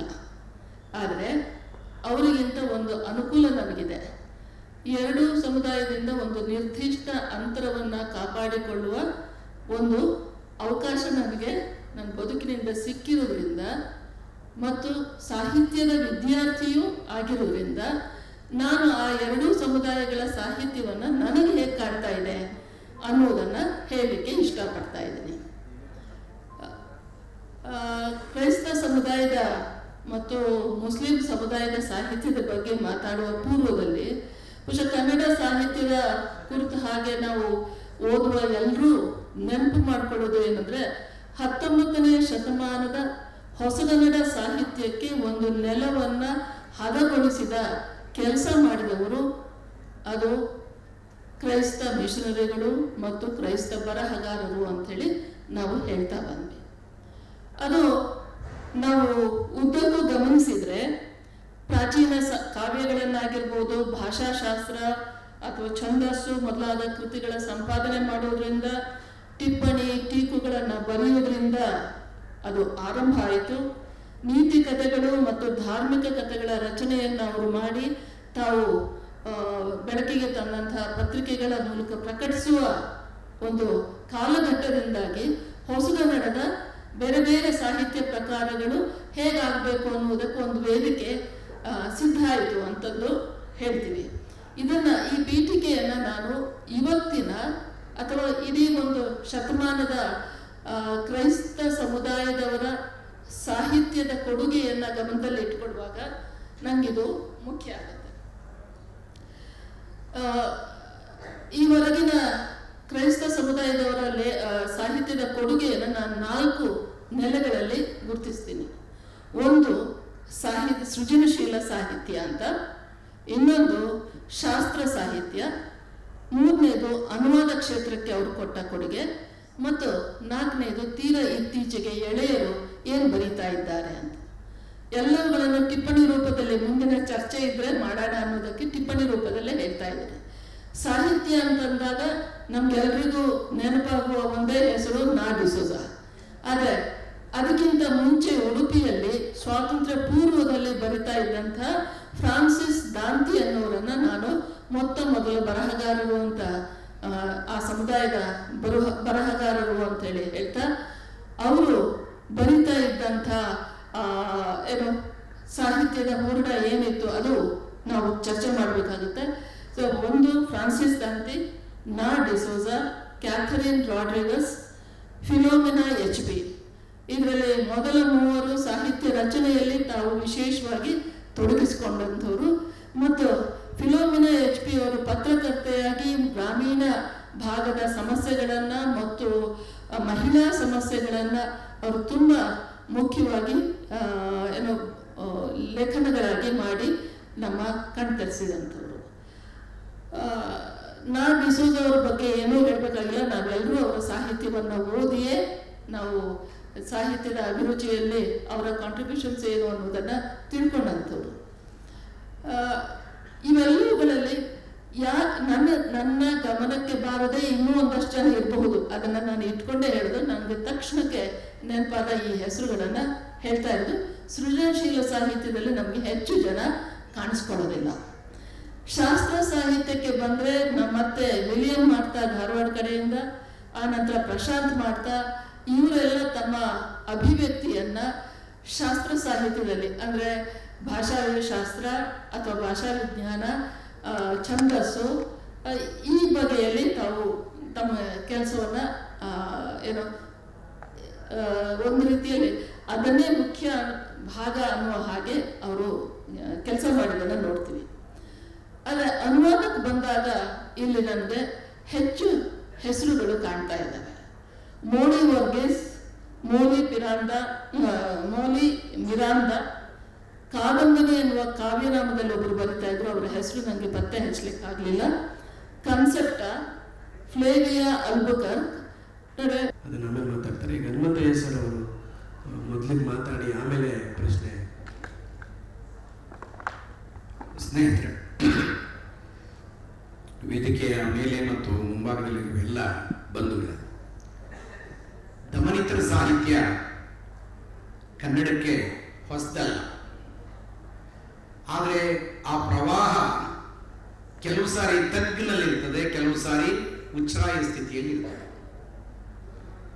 ಕನ್ನಡದ 12ನೇ ಶತಮಾನದ ಶರಣರು ಎತ್ತಿರುವ ಪ್ರಶ್ನೆಗಳು ಇವತ್ತು ಬರೆಯುತ್ತಿರುವ ಕನ್ನಡದ ಎಳೆಯ ಬರಹಗಾರನು ಎತ್ತಬಹುದಾದ, ಕೇಳಬಹುದಾದ ಪ್ರಶ್ನೆ. ಮಾದಾರ ಚೆನ್ನಯ್ಯ ಸಪ್ತರ್ಷಿಗಳನ್ನ ಕುರಿತು ಅವರ ಜಾತಿ ಮೂಲವನ್ನು ಹಿಡಿದು ಕೇಳ್ತಾನೆ. ಇಂತಿಪ್ಪ ಸಪ್ತರ್ಷಿಗಳನ್ನ ನೀವು ಪೂಜಿಸ್ತೀರಿ, ಆದರೆ ಎಲ್ಲರನ್ನ ಅವರ ಕುಲವನ್ನು ಕುರಿತಂತೆ ನಿಮ್ಮ ಅಸಮಾನತೆಯ ಭಾವ ಇದೆಯಲ್ಲ, ಇದು ಯಾಕೆ ಅಂತ ಕೇಳ್ತಾನೆ. ಹಾಗೆ ಅಲ್ಲಿ ಬರುವ ಎಲ್ಲ ಕುಶಲಕರ್ಮಿಗಳು, ಶರಣರಲ್ಲಿ ಬರುವ ಎಲ್ಲ ಕುಶಲಕರ್ಮಿಗಳು ಎತ್ತುವ ಮೂಲ ಪ್ರಶ್ನೆ ಅಸಮಾನತೆಯ ಹೋಗಲಾಡಿಸುವಿಕೆಗೆ ನಿಮ್ಮ ಕ್ರಮ ಏನು ಅಂತ ಅನ್ನೋದನ್ನ ಕೇಳ್ತಾರೆ. ಅದು ಆ ಹೊತ್ತಿನ ಮುಖ್ಯ ಪ್ರವಾಹ ವಚನ ಸಾಹಿತ್ಯ. ಹೊಸ ದಾಸ ಸಾಹಿತ್ಯಕ್ಕೆ ಬಂದ್ರೆ ಕನಕದಾಸರ ನುಡಿ ಬಹಳ ದೊಡ್ಡ ದಮನಿತರ ನುಡಿಯದು. ಅವರು ರಾಗಿ ಮತ್ತು ಅಕ್ಕಿಯ ಮುಖಾಮುಖಿ ಮಾಡಿ ಕೇಳುವ ಪ್ರಶ್ನೆಗಳು, ಸಮಾಜದ ಮೇಲು ಕೀಳಿನ ನಡುವಿನ ಪ್ರಶ್ನೆಗಳನ್ನ ಎತ್ತಿಕೊಳ್ಳುವುದು, ಇವೆಲ್ಲವೂ ಕನಕದಾಸರಷ್ಟು ಬಹಳ ಪ್ರಖರವಾಗಿ ಪ್ರಶ್ನೆ ಮಾಡಿದ ಇನ್ನೊಬ್ಬ ದಾಸನನ್ನು ನಾವು ಕಾಣೋದಕ್ಕೆ ಸಾಧ್ಯ ಇಲ್ಲ. ಆದರೆ ನಂತರದಲ್ಲಿ ಬಂದ, ನಾನು ಕುಮಾರವ್ಯಾಸನನ್ನು ಉದಾಹರಣೆಗೆ ತೆಗೆದುಕೊಳ್ಳಬಹುದು, ಹರಿಹರನಂತವರನ್ನು ಕೂಡ ತೆಗೆದುಕೊಳ್ಳಬಹುದು. ಅದು ಬಿಟ್ಟು ಹೊಸಗನ್ನಡ ಸಾಹಿತ್ಯದಲ್ಲಿ ಆರಂಭದಿಂದ ಈ ಹೊತ್ತಿನವರೆಗೆ ಕುವೆಂಪು ಅವರಿಂದ ಆರಂಭ ಮಾಡಿ ಈ ಹೊತ್ತು ಬರೆಯುತ್ತಿರುವ ಎಲ್ಲ ಲೇಖಕರನ್ನ ಇಟ್ಕೊಂಡು ಮಾತನಾಡೋದಾದ್ರೆ, ಕುವೆಂಪು ಅವರು ಬರೆದ ಸಾಲದ ಮಗು ಎನ್ನುವ ಕಥೆ ಒಬ್ಬ ಜೀತಗಾರನ ಮಗನ ಒಂದು ಬಹಳ ದೊಡ್ಡ ದುರಂತ ಕಥೆ ಅದು. ಆ ದುರಂತ ಕಥೆಯನ್ನ ಕನ್ನಡ ಸಾಹಿತ್ಯ ಬಹಳ ಚೆನ್ನಾಗಿಯೇ ಸ್ವೀಕಾರ ಮಾಡಿದೆ. ನಿರಂಜನರ ಕೊನೆಯ ಗಿರಾಕಿ ಕಥೆ ಇದೆಯಲ್ಲ, ಭಾರತದ ಬಹುಪೂಜಿಸಲ್ಪಟ್ಟ ಹೆಣ್ಣು ಮಕ್ಕಳ ದುರ್ಗತಿಗೆ ಬಹುದೊಡ್ಡ ಸಾಕ್ಷಿ ಅದು. ಆ ಕೊನೆಯ ಗಿರಾಕಿ ಕಥೆ ಅದು ಪ್ರಗತಿಶೀಲ ಸಾಹಿತ್ಯದ ಬಹಳ ಮುಖ್ಯವಾದ ಲೇಖಕರೆಲ್ಲರೂ ಈ ದಮನಿತರನ್ನು ಕುರಿತ ಸಾಹಿತ್ಯವನ್ನೇ ರಚನೆ ಮಾಡಿದ್ದಾರೆ. ಆ ದಮನಿತರು ಹೆಣ್ಣುಮಕ್ಕಳು. ನಂತರದಲ್ಲಿ ಬಂಡಾಯ ಮತ್ತು ದಲಿತ ಸಾಹಿತ್ಯದ ಪ್ರಶ್ನೆ ಬಂದಾಗ ಈ ದನಿ ಸ್ವಲ್ಪ ದೊಡ್ಡದಾಯಿತು, ವಿಸ್ತೃತಗೊಳಿತು. ಯಾಕೆ ದೊಡ್ಡದಾಯಿತು ಮತ್ತು ಯಾಕೆ ವಿಸ್ತೃತಗೊಳಿತು ಅನ್ನೋದಕ್ಕೆ ಎರಡು ಪ್ರಶ್ನೆಗಳು ನಮ್ಮ ಮುಂದೆ ಇವೆ. ಒಂದು ಪ್ರಶ್ನೆ, ಆ ಸಮುದಾಯದಿಂದಲೇ ಹುಟ್ಟಿ ಬಂದವನೊಬ್ಬ ಬರೆಯಲು ಆರಂಭ ಮಾಡಿದ ಮೇಲೆ ಆ ಸಮುದಾಯದ ಸಂಕಷ್ಟಗಳನ್ನು ತಾನೇ ಹೇಳಿಕೊಳ್ಳುವ ಅಭಿವ್ಯಕ್ತಿ ಕ್ರಿಯೆ ಆರಂಭವಾದ ಮೇಲೆ ಆ ಸಾಹಿತ್ಯವನ್ನ ದಮನಿತರ ಸಾಹಿತ್ಯ ಅಂತ ಕರಿಬೇಕೆ? ಕುವೆಂಪು ಅಂತವ್ರು ಬರೆದಾಗ, ನಿರಂಜನರು ಬರೆದಾಗ, ಗೋರು ರಾಮಸ್ವಾಮಿ ಅಯ್ಯಂಗಾರ್ ಬರೆದಾಗ ಅನೇಕ ಸಣ್ಣ ಸಣ್ಣ ಕಥೆಗಳು ದಲಿತರನ್ನ ಕುರಿತು, ದಲಿತ ಮಕ್ಕಳನ್ನು ಕುರಿತು, ದಲಿತ ಬದುಕನ್ನು ಕುರಿತು ಬರೆದ ಕಾರಂತರ ಚೌಮನದುಡಿ ಅನ್ನೋ ಕಥೆಗಳನ್ನ ದಮನಿತರ ಸಾಹಿತ್ಯ ಅಂತ ಹೇಳಕ್ಕಾಗೋದಿಲ್ವೇ? ಖಂಡಿತ ಅವೆಲ್ಲವೂ ದಮನಿತರ ಸಾಹಿತ್ಯ. ಆದರೆ ದಲಿತ ಬಂಡಾಯ ಸಾಹಿತ್ಯದ ಸಂದರ್ಭದಲ್ಲಿ ಇದೊಂದು ಮುಖ್ಯ ಪ್ರವಾಹ. ಈ ಪ್ರವಾಹದ ಎದುರು ನಾವು ಇಷ್ಟು ವರ್ಷಗಳ ಕಾಲ ಚಿಂತನೆ ಮಾಡಿದ ಎಲ್ಲವೂ ಮೌನಕ್ಕೆ ಸರಿದದ್ದನ್ನು ಕಾಣ್ತೇವೆ ನಾವು. ಒಂದು ಮುಖ್ಯವಾದ ಪ್ರಶ್ನೆ ನನಗೆ ಈಗಲೂ ಕಾಡ್ತಿದೆ. ಕನ್ನಡ ಸಾಹಿತ್ಯದಲ್ಲಿ ದಮನಿತರ ಸಾಹಿತ್ಯ ಗಟ್ಟಿ ದನಿಯಲ್ಲಿ ಮಾತನಾಡಲು ಮಾಡಲು ಆರಂಭಿಸಿದಾಗ ನಮ್ಮ ವಿಮರ್ಶೆ ಸತ್ತೇ ಹೋಯಿತು. ವಿಮರ್ಶಕರೆನಿಸಿಕೊಂಡವರಾರು ಇದ್ರ ಬಗ್ಗೆ ಮಾತನಾಡುವ ಧೈರ್ಯವನ್ನ ತೋರಲಿರಲಿ, ಸಹನೆಯಿಂದಲೂ ಬರೆಯುವ ಕೆಲಸವನ್ನು ಮಾಡಲಿಲ್ಲ. ಇದಕ್ಕೆ ಕಾರಣಗಳೇನು ಅಂತ ಹುಡುಕುವ ಸಂದರ್ಭ ಕೂಡ ಇವತ್ತು ನಮ್ಮ ಮುಂದೆ ಇದೆ ಅಂತ ನಾನು ಅಂದ್ಕೊಂಡಿದ್ದೇನೆ. ಸೊ ಕನ್ನಡ ಸಾಹಿತ್ಯದ ಸುದೀರ್ಘ ಇತಿಹಾಸದಲ್ಲಿ ದಮನಿತರ ಸಾಹಿತ್ಯ ಎಲ್ಲ ಕಾಲದಲ್ಲಿ ಅಭಿವ್ಯಕ್ತಿಗೊಂಡಿದೆ. ಆ ಅಭಿವ್ಯಕ್ತಿಗೊಂಡ ಕಾಲದಲ್ಲಿ ಅದು ಮುಖ್ಯ ಪ್ರವಾಹವಾಗಿದೆಯೇ ಅಥವಾ ಬಹುದೊಡ್ಡ ಸಾಹಿತ್ಯದ ವಿಸ್ತಾರದಲ್ಲಿ ಅದು ಒಂದು ಜರಿಯಾಗಿ, ಒಂದು ತೊರೆಯಾಗಿ ಹರಿದಿದೆಯೇ ಅನ್ನೋ ಪ್ರಶ್ನೆ ನಮ್ಮ ಕಣ್ಮುಂದೆ ಇದೆ ಇವತ್ತು. ಆದ್ರಿಂದ ಈ ದಮನಿತರ ಸಾಹಿತ್ಯ ಮುಖ್ಯ ಪ್ರವಾಹಕ್ಕೆ ವಿಲೀನಗೊಂಡಿದೆಯೇ ಅನ್ನುವ ಪ್ರಶ್ನೆಯನ್ನ ಇಟ್ಟು ಒಳ್ಳೆಯ ಕೆಲಸವನ್ನೇ ಮಾಡಿದ್ದಾರೆ ಅಂತ ನನಗೆ ಅನಿಸ್ತದೆ. ನನಗೆ ಇನ್ನೊಂದು ಅವಕಾಶ ಸಿಗೋದ್ರಿಂದ ನನ್ನ ಎರಡನೇ ಭಾಗಕ್ಕೆ ಅದರ ಉತ್ತರವನ್ನ ಇಟ್ಕೊಳ್ತೇನೆ. ಈಗ ಇಲ್ಲಿಗೆ ನಿಲ್ಲಿಸ್ತೇನೆ. ಧನ್ಯವಾದಗಳು ಸರ್. ಇವತ್ತು ಕನಕದಾಸರು ಹುಟ್ಟಿದ ದಿನ. ಹುಟ್ಟಿದ ದಿನಕ್ಕೆ ಮಾಡಬೇಕಾಗಿರೋ ಮಾತುಗಳನ್ನು ನೀವು ಆಡಿದಿರಿ. ತುಂಬ ಪ್ರಮುಖವಾಗಿರುವಂಥ ಚರ್ಚೆಗೆ ಒಂದು ಮುನ್ನುಡಿಯನ್ನು ಕೊಟ್ಟಿದ್ದೀರಿ. ಧನ್ಯವಾದಗಳು. ಈಗ ಲೋಲಾಕ್ಷಿ ಮೇಡಮ್ ಅವರು ಈ ವಿಷಯದ ಬಗ್ಗೆ ಮಾತಾಡ್ತಾರೆ. ಅವರು ಮೈಸೂರಲ್ಲಿ ನೆಲೆಸಿದ್ದಾರೆ. ಮೈಸೂರು ದೇಶದಿಂದ ಬೆಂಗಳೂರಿಗೆ ಅವಾಗ ತುಂಬ ಕಷ್ಟಪಟ್ಕೊಂಡು ಬರ್ತಾರೆ.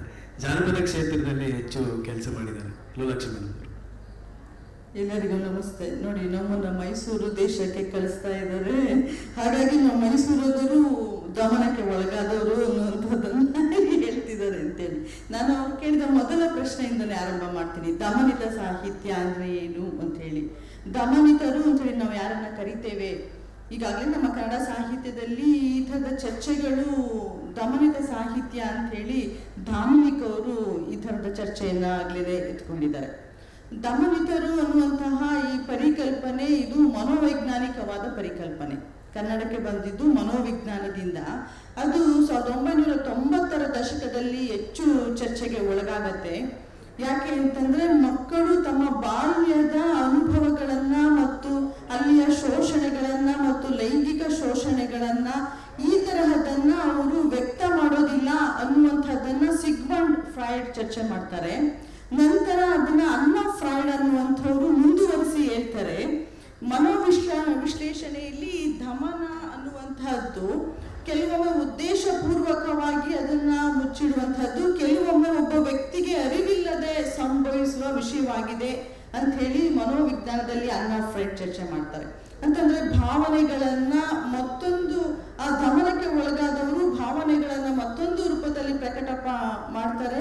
ಅದು ದುಃಖವನ್ನ ಕೋಪದ ರೂಪದಲ್ಲಿ ಅಂತ ಹೇಳಿ ಮನೋವೈಜ್ಞಾನಿಕ ವಿಶ್ಲೇಷಣೆಯಲ್ಲಿ ಚರ್ಚೆ ಮಾಡ್ತಾರೆ.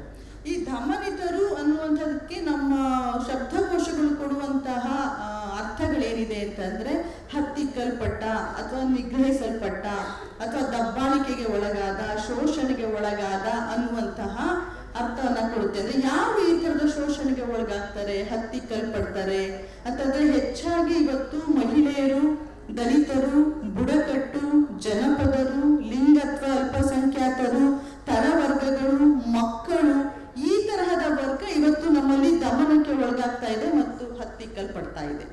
ಇವರು ತಮ್ಮ ಭಾವನೆಗಳನ್ನ, ಅಹಿತಕರ ಘಟನೆಗಳನ್ನ ಅವರು ವ್ಯಕ್ತ ಮಾಡೋದಕ್ಕೆ ಹಿಂಜರಿಯುವಂತಹದ್ದು ಮತ್ತು ಆಘಾತಕಾರಿ ಘಟನೆಗಳನ್ನ ಮಾತನಾಡೋದಕ್ಕೆ ಹಿಂಜರಿಯುವಂಥದ್ದು, ಆ ಥರದ ಮಾತನಾಡಿದವ್ರನ್ನು ಕೂಡ ನಾವು ಪರಿಗಣಿಸ್ತಾ ಇರುವಂತಹದ್ದು ಕೂಡ ಇವತ್ತು ಸಮಾಜದಲ್ಲಿ ನಡೀತಾ ಇದೆ. ಈ ತರಹದಲ್ಲಿ ಅತ್ಯಾಚಾರಕ್ಕೆ ಒಳಗಾದಂತಹ ಎಷ್ಟೋ ಘಟನೆಗಳು ಇವತ್ತು ದಮನಕ್ಕೆ ಒಳಗಾದವು ನಮ್ಮ ಸಮಾಜದಲ್ಲಿ ಚರ್ಚೆಗೆ ಒಳಗಾಗ್ತಾ ಇಲ್ಲ. ಮತ್ತು ಕೆಲವೊಮ್ಮೆ ನಮ್ಮಲ್ಲಿ ಮಕ್ಕಳ ಸಮಸ್ಯೆಗಳು ಎಷ್ಟೋ ಬಾರಿ ದಮನಕ್ಕೆ ಒಳಗಾಗಿರುತ್ತೆ, ಅದು ಚರ್ಚೆಗೆ ಒಳಗಾಗ್ತಾ ಇಲ್ಲ. ಇಲ್ಲಿ ಇನ್ನೊಂದು ಒಂದು ಪರಿಕಲ್ಪನೆಯ ಜೊತೆಯಲ್ಲಿ ಮುಖ್ಯಧಾರೆಗೆ ಇದು ಬಂದಿದೆಯಾ ಅನ್ನುವಂತಹ ಪ್ರಶ್ನೆಯನ್ನು ಕೂಡ ಎತ್ಕೊಂಡಿದೆ. ಈಗಾಗಲೇ ಸಬಿಹಾ ಮೇಡಮ್ ಕೂಡ ಎತ್ತಿದ ಪ್ರಶ್ನೆಯಾಗಿ ನಾವು ಮುಖ್ಯಧಾರೆ ಅನ್ನುವಂತಹದನ್ನ ಒಪ್ಕೊಳ್ಳುವಂತಹದ್ದೇ ತಪ್ಪು ಅಂತೇಳಿ ನನಗನ್ಸುತ್ತೆ. ಅಂಬೇಡ್ಕರ್ ಒಂದ್ ಕಡೆ ಏನ್ ಹೇಳ್ತಾರೆ ಅಂತಂದ್ರೆ, ನಿಮ್ಗೆ ದೇವಾಲಯಕ್ಕೆ ಪ್ರವೇಶ ಕೊಟ್ಟಿಲ್ಲ ಅಂತೇಳಿ ಯಾಕೆ ನೀವು ಕಷ್ಟಪಡ್ತೀರಿ, ದುಃಖ ಪಡ್ತೀರಿ, ದೇವಾಲಯಕ್ಕೆ ಯಾಕೆ ಹೋಗ್ತೀರಿ ಅಂತೇಳಿ ಹೇಳ್ತಾರೆ. ಅಂದ್ರೆ ನಾವು ಮುಖ್ಯಧಾರೆ ಅಂತ ಹೇಳಿ ಅಂತಂದ್ರೆ ನಮ್ಮಲ್ಲಿ ಸಂಸ್ಕೃತಿಯನ್ನ ಪ್ರಧಾನ ಸಂಸ್ಕೃತಿ, ಅಧೀನ ಸಂಸ್ಕೃತಿ ಅಂತೇಳಿ ಒಪ್ಕೊಂಡಿದ್ದೇವೆ ಅಂತಂದ್ರೆ ಪ್ರತಿದಿನ ಸ್ನಾನ ಮಾಡಿ, ಮಡಿ ಉಟ್ಕೊಂಡು, ಗರಿ ಬಟ್ಟೆ ಹಾಕೊಂಡು, ದೇವ್ರ ಪೂಜೆ ಮಾಡಿ, ತಿಂಡಿ ತಿನ್ಕೊಂಡು ಕಚೇರಿಗೆ ಹೋಗೋದು ಪ್ರಧಾನ ಸಂಸ್ಕೃತಿ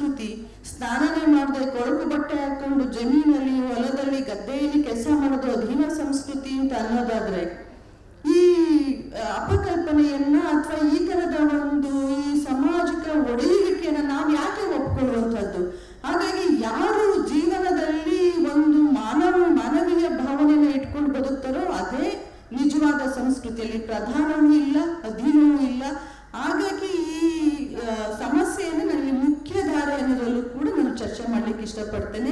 ಇದು ಧಾರೆಯ ಹೊರತು ಮುಖ್ಯ ಧಾರೆ ಅಲ್ಲ ಅನ್ನೋದು. Thank you madam. ಇತ್ತೀಚಿನ ದಿನಗಳಲ್ಲಿ ಜೆನೆಟಿಕ್ ಸೈನ್ಸ್ ಬಗ್ಗೆ ಬೇರೆ ಬೇರೆ ದೇಶಗಳಲ್ಲಿ ದಮನಿತ ವರ್ಗದಿಂದ ಬಂದಿರುವಂಥ ಯುವ ಜನರು ಕೆಲಸ ಮಾಡ್ತಿದ್ದಾರೆ. ಅದರಲ್ಲಿ ಇತ್ತೀಚಿನ ವರ್ಷಗಳಲ್ಲಿ ನಡೆತಿರುವಂಥ ಸಂಶೋಧನೆ ಏನಂದರೆ ಎಪಿಜೆನೆಟಿಕ್ ಅಂತ ಒಂದು ನಡೀತಾ ಇದೆ. ಅದೇನಂತಂದರೆ ನಮ್ಮ ನಡವಳಿಕೆಗಳು, ನಮ್ಮ ಚಿಂತನೆಗಳು, ಅದರೊಳಗಡೆ ಇರೋ ಸ್ಟ್ರೆಸ್ ಇರುತ್ತಲ್ಲ, ಅದಕ್ಕೆ ನಮ್ಮ ಜೀನ್ ಕಾರಣ ಅಂತ ಹೇಳೋದಕ್ಕೆ ಟ್ರೈ ಮಾಡ್ತಿದ್ದಾರೆ ಕೆಲವು ಸಲ. ಹಾಗಾಗಿ ನಮಗೆ ಇದನ್ನು ಮನೋವೈಜ್ಞಾನಿಕ ಸಮಸ್ಯೆ ಅಂತ ಮೇಡಮ್ ಹೇಳಿದ್ರು. ಇದನ್ನು ನಾವು ಇಲ್ಲಿ ಹೆಚ್ಚು ಬೆಳೆಸೋದಕ್ಕಾಗೋದಿಲ್ಲ. ಅದರ ಮುಂದೆ ನಾವು ಅಂದ್ಕೊಂಡಿರೋದನ್ನು ಇನ್ನು 20 ನಿಮಿಷದಲ್ಲಿ ಮುಗಿಸ್ಬೇಕು. ಅದ್ರ ಜೊತೆಗೆ ಇನ್ನೊಂದು 10 ನಿಮಿಷ ನಾವು ಚರ್ಚೆಗೆ ಹೋಗ್ಬೋದು. ಹನುಮಂತಯ್ಯ ಸರ್ ಅವರು ಸ್ವಲ್ಪ ಬಹುಮುಖ್ಯವಾಗಿರುವಂಥ ಒಂದು ವಿಷಯದ ಬಗ್ಗೆ ಮಾತಾಡಲಿದ್ದಾರೆ. ಸರ್, ದಲಿತ ಸಾಹಿತ್ಯ ಏನು ಕಟ್ಟಿಕೊಡ್ತು, ಈ ಒಂದು ವಿವೇಕ ಅಂದರೆ ಸಾಹಿತ್ಯ ಪ್ರಜ್ಞೆ, ಮುಖ್ಯವಾಹಿನಿ ಅಂತ ಕರೆಸ್ಕೊಳ್ಳುವಂತಹ ಸಾಹಿತ್ಯ ಪ್ರಜ್ಞೆ ಒಳಗಡೆ ಅದೊಂದು ವಿವೇಕವಾಗಿ ರೂಪುಗೊಂಡಿದೆಯಾ, ಮತ್ತು ಮುಂದೆ ನಾವು ಅದನ್ನು ಯಾವ ರೀತಿಯಲ್ಲಿ ತಗೊಂಡು ಹೋಗ್ಬೋದು? ಅಂದರೆ ದಲಿತ ಸಾಹಿತ್ಯ ಕಟ್ಟಿಕೊಟ್ಟಿರುವಂತಹ ಒಂದು ವಿವೇಕ, ಈ ಮುಖ್ಯವಾಹಿನಿ ಅಂತ ಹೇಳಲ್ಪಡುವ ಸಾಹಿತ್ಯದ ಒಳಗಡೆ ಒಂದು ವಿವೇಕವನ್ನು ರೂಪಿಸಿದೆಯಾ ಅನ್ನೋ ಥರದೊಂದು ಪ್ರಶ್ನೆ. ಕನ್ನಡದಲ್ಲಿ ನಾನಾಗಲೇ ಹೇಳಿದಾಗೆ ಬಹಳ ಹಿಂದೆ ದಲಿತ ಸಾಹಿತ್ಯದ ಬೀಜಗಳು ಹಾಕಲಾಯಿತು, ಅದು ವಚನಕಾರರ ಕಾಲದಲ್ಲಿ. ಆ ನಂತರದಲ್ಲಿ ಬಂಡಾಯ ದಲಿತ ಸಾಹಿತ್ಯದ ಚಳುವಳಿಯ ಸಂದರ್ಭದಲ್ಲಿ ಈ ವಿಭಾಗೀಕರಣ ತಾತ್ಕಾಲಿಕವಾದದ್ದು, ಇದು ಸಾಹಿತ್ಯಿಕವಾದ ವಿಭಾಗೀಕರಣ ಅಲ್ಲ, ಓದಿನ ಅನುಕೂಲಕ್ಕೆ ಮಾಡಿಕೊಂಡ ವಿಭಾಗೀಕರಣ ಇರಲಿ. ಅದೊಂದು ಕಡೆ ದಲಿತ ಸಾಹಿತ್ಯ ಅಂತ ಹೇಳಿ ಮುಖ್ಯವಾಹಿನಿಗೆ ಬಂದಾಗ ಕನ್ನಡದಲ್ಲಿ ಬಹಳ ದೊಡ್ಡ ಚರ್ಚೆ ನಡೆದದ್ದು ದಲಿತ ಕಥೆಗಳನ್ನು ಬರೆದ ಮಹಾದೇವನನ್ನು ಕುರಿತು ಹಾಗೂ ವಿಶಿಷ್ಟವಾದ ಕಾವ್ಯವನ್ನು ಬರೆದ ಸಿದ್ಧಲಿಂಗಯ್ಯನವರನ್ನ ಕುರಿತು. ಆ ನಂತರದಲ್ಲಿ ಕನ್ನಡದಲ್ಲಿ ಬಹಳ ದೊಡ್ಡ ದಲಿತ ಲೇಖಕರ ಮತ್ತು ದಲಿತ ಬದುಕಿನ ಅನಾವರಣದ ಪ್ರಶ್ನೆಗಳು ಅನೇಕವು ಹುಟ್ಟಿಕೊಂಡವು, ಅಭಿವ್ಯಕ್ತಿ ಕೂಡ ಆಯಿತು. ಕನ್ನಡದಲ್ಲಿ ಅಭಿವ್ಯಕ್ತಿಗೊಂಡಿರುವ ದಲಿತ ಸಾಹಿತ್ಯದ ಈ ಪ್ರಕಾರಗಳು, ವಿಶೇಷವಾಗಿ ಆತ್ಮಕಥೆಗಳು, ಕಾವ್ಯ, ಕೆಲವು ನಾಟಕಗಳು, ಈ ಕಥೆಗಳನ್ನು ನೋಡಿದ್ರೆ ಅಮಾಸನ ಪಾತ್ರ ಒಂದು ತಾತ್ವಿಕ ಪ್ರಶ್ನೆಯನ್ನೇ ಎತ್ತುತ್ತದೆ.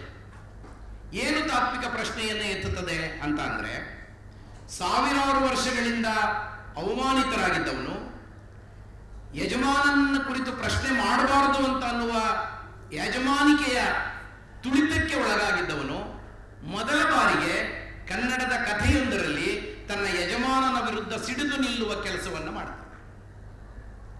ಸಾಕವನಂತವಳು ಸಾವಿರಾರು ವರ್ಷಗಳಿಂದ ದಮನಿತರ ದನಿಯಾಗಿದ್ದವಳು, ಅಂದ್ರೆ ಹಸಿವನ್ನು ಸಹಿಸಿಕೊಂಡು, ದೌರ್ಜನ್ಯ ಆದರೆ ಸಹಿಸಿಕೊಂಡು, ತನ್ನ ಮೇಲೆ ನಡೆದ ಅತ್ಯಾಚಾರ ವ್ಯಭಿಚಾರಗಳಿಗೆ ಬಾಯಿ ಬಿಡದೆ ಸುಮ್ಮನಿದ್ದವಳು ಮೊದಲ ಬಾರಿಗೆ ನಡೆಸಿದ ಮೌನ ಪ್ರತಿಭಟನೆ ಇದೆಯಲ್ಲ, ಅದೊಂದು ಬಹಳ ದೊಡ್ಡ ತಾತ್ವಿಕವಾದ ಪ್ರಶ್ನೆ ಕನ್ನಡದಲ್ಲಿ. ನೋಡಿ, ದಲಿತ ಸಾಹಿತ್ಯದ ಅಭಿವ್ಯಕ್ತಿಯೇ ಸಾಮಾಜಿಕ ನ್ಯಾಯದ ಮೊದಲ ಪರಿಕಲ್ಪನೆ. ಸಾಮಾಜಿಕ ನ್ಯಾಯದ ಜೊತೆಗೆ ಮಾನವೀಯತೆಯನ್ನು ಹೇಗೆ ಕಟ್ಟಿಕೊಟ್ಟಿದೆ ಅಂತ ಕೇಳ್ತಿದ್ದೀರಿ. ನೀವು ಎಲ್ಲ ದಲಿತ ಸಾಹಿತ್ಯದ ಕೃತಿಗಳನ್ನು ಓದುವ ಮೂಲಕ ಯಾವುದೇ ಪಾತ್ರ ಸಾಮಾಜಿಕ ನ್ಯಾಯ ಮತ್ತು ಮಾನವೀಯತೆಯ ನೆರಳಿಗಾಗಿ ಹಗಲೂ ರಾತ್ರಿ ಹೋರಾಟ ಮಾಡತಕ್ಕಂಥ ಕೆಲಸ. ಸಾಹಿತ್ಯದ ಪಾತ್ರಗಳೆಲ್ಲವೂ ತನ್ನ ಅಸ್ತಿತ್ವಕ್ಕೆ ಹೋರಾಟ ಮಾಡೋದು ಅಂದರೆ ಅದು ಮಾನವೀಯತೆಗೆ ಹೋರಾಟ ಮಾಡುವಂಥ ಮಾರ್ಗ ತಾನೆ. ಅದನ್ನು ಮಾಡಿವೆ ಅಂತ ನನಗೆ ಅನಿಸ್ತದೆ ಎಲ್ಲ ದಲಿತ ಸಾಹಿತ್ಯ. ನಿಮ್ಮ ಎರಡನೇ ಪ್ರಶ್ನೆ, ಮುಖ್ಯಧಾರೆಯ ಸಾಹಿತ್ಯಕ್ಕೆ ಹೊಸ ದೃಷ್ಟಿಕೋನವನ್ನು ಯಾವ ರೀತಿ ಕೊಟ್ಟಿದೆ? ಕನ್ನಡದಲ್ಲಿ ಮುಖ್ಯಧಾರೆ ದೃಷ್ಟಿಕೋನ ಈವರೆಗೆ ಇದ್ದದ್ದು ಬೇರೆ, ನಿಮಗೆಲ್ಲ ಗೊತ್ತಿದೆ. ದಲಿತ ಸಾಹಿತ್ಯ ಬಂದ ಮೇಲೆ ಅನೇಕ ಹೊಸ ಅನುಭವಗಳು ಸಾಹಿತ್ಯದ ಪರಿಪ್ರೇಕ್ಷ್ಯದೊಳಗಡೆ ಬಂದವು. ಅಸ್ಪೃಶ್ಯತೆಯ ಅನುಭವ ಹಿಂದೆ ಇದ್ದದ್ದು ಮತ್ತು ಈಗ ಪ್ರಕಟಗೊಂಡಿರುವುದನ್ನು ನೀವು ನೋಡಿದ್ರೆ ನಿಮಗೆ ಬೇರೆ ರೀತಿಯ ಒಳಹುಗಳೇ ಕಾಣಿಸ್ತವೆ, ಅದರಲ್ಲೇನು ಅನುಮಾನ ಇಲ್ಲ. ಒಂದು ಸಣ್ಣ ಉದಾಹರಣೆ ಹೇಳ್ತೀನಿ. ಲಂಕೇಶ್ ಅವರ ಅವ್ವ ಕವಿತೆ ಬಂದಾಗ ಕನ್ನಡದಲ್ಲಿ ಅನೇಕ ಜನರು ಕನ್ನಡದ ಹೊಸ ಅವ್ವ, ಶ್ರಮಿಕರ ಅವ್ವ ಅನ್ನುವ ಚಿಂತನೆ ಬಂದಿತ್ತು.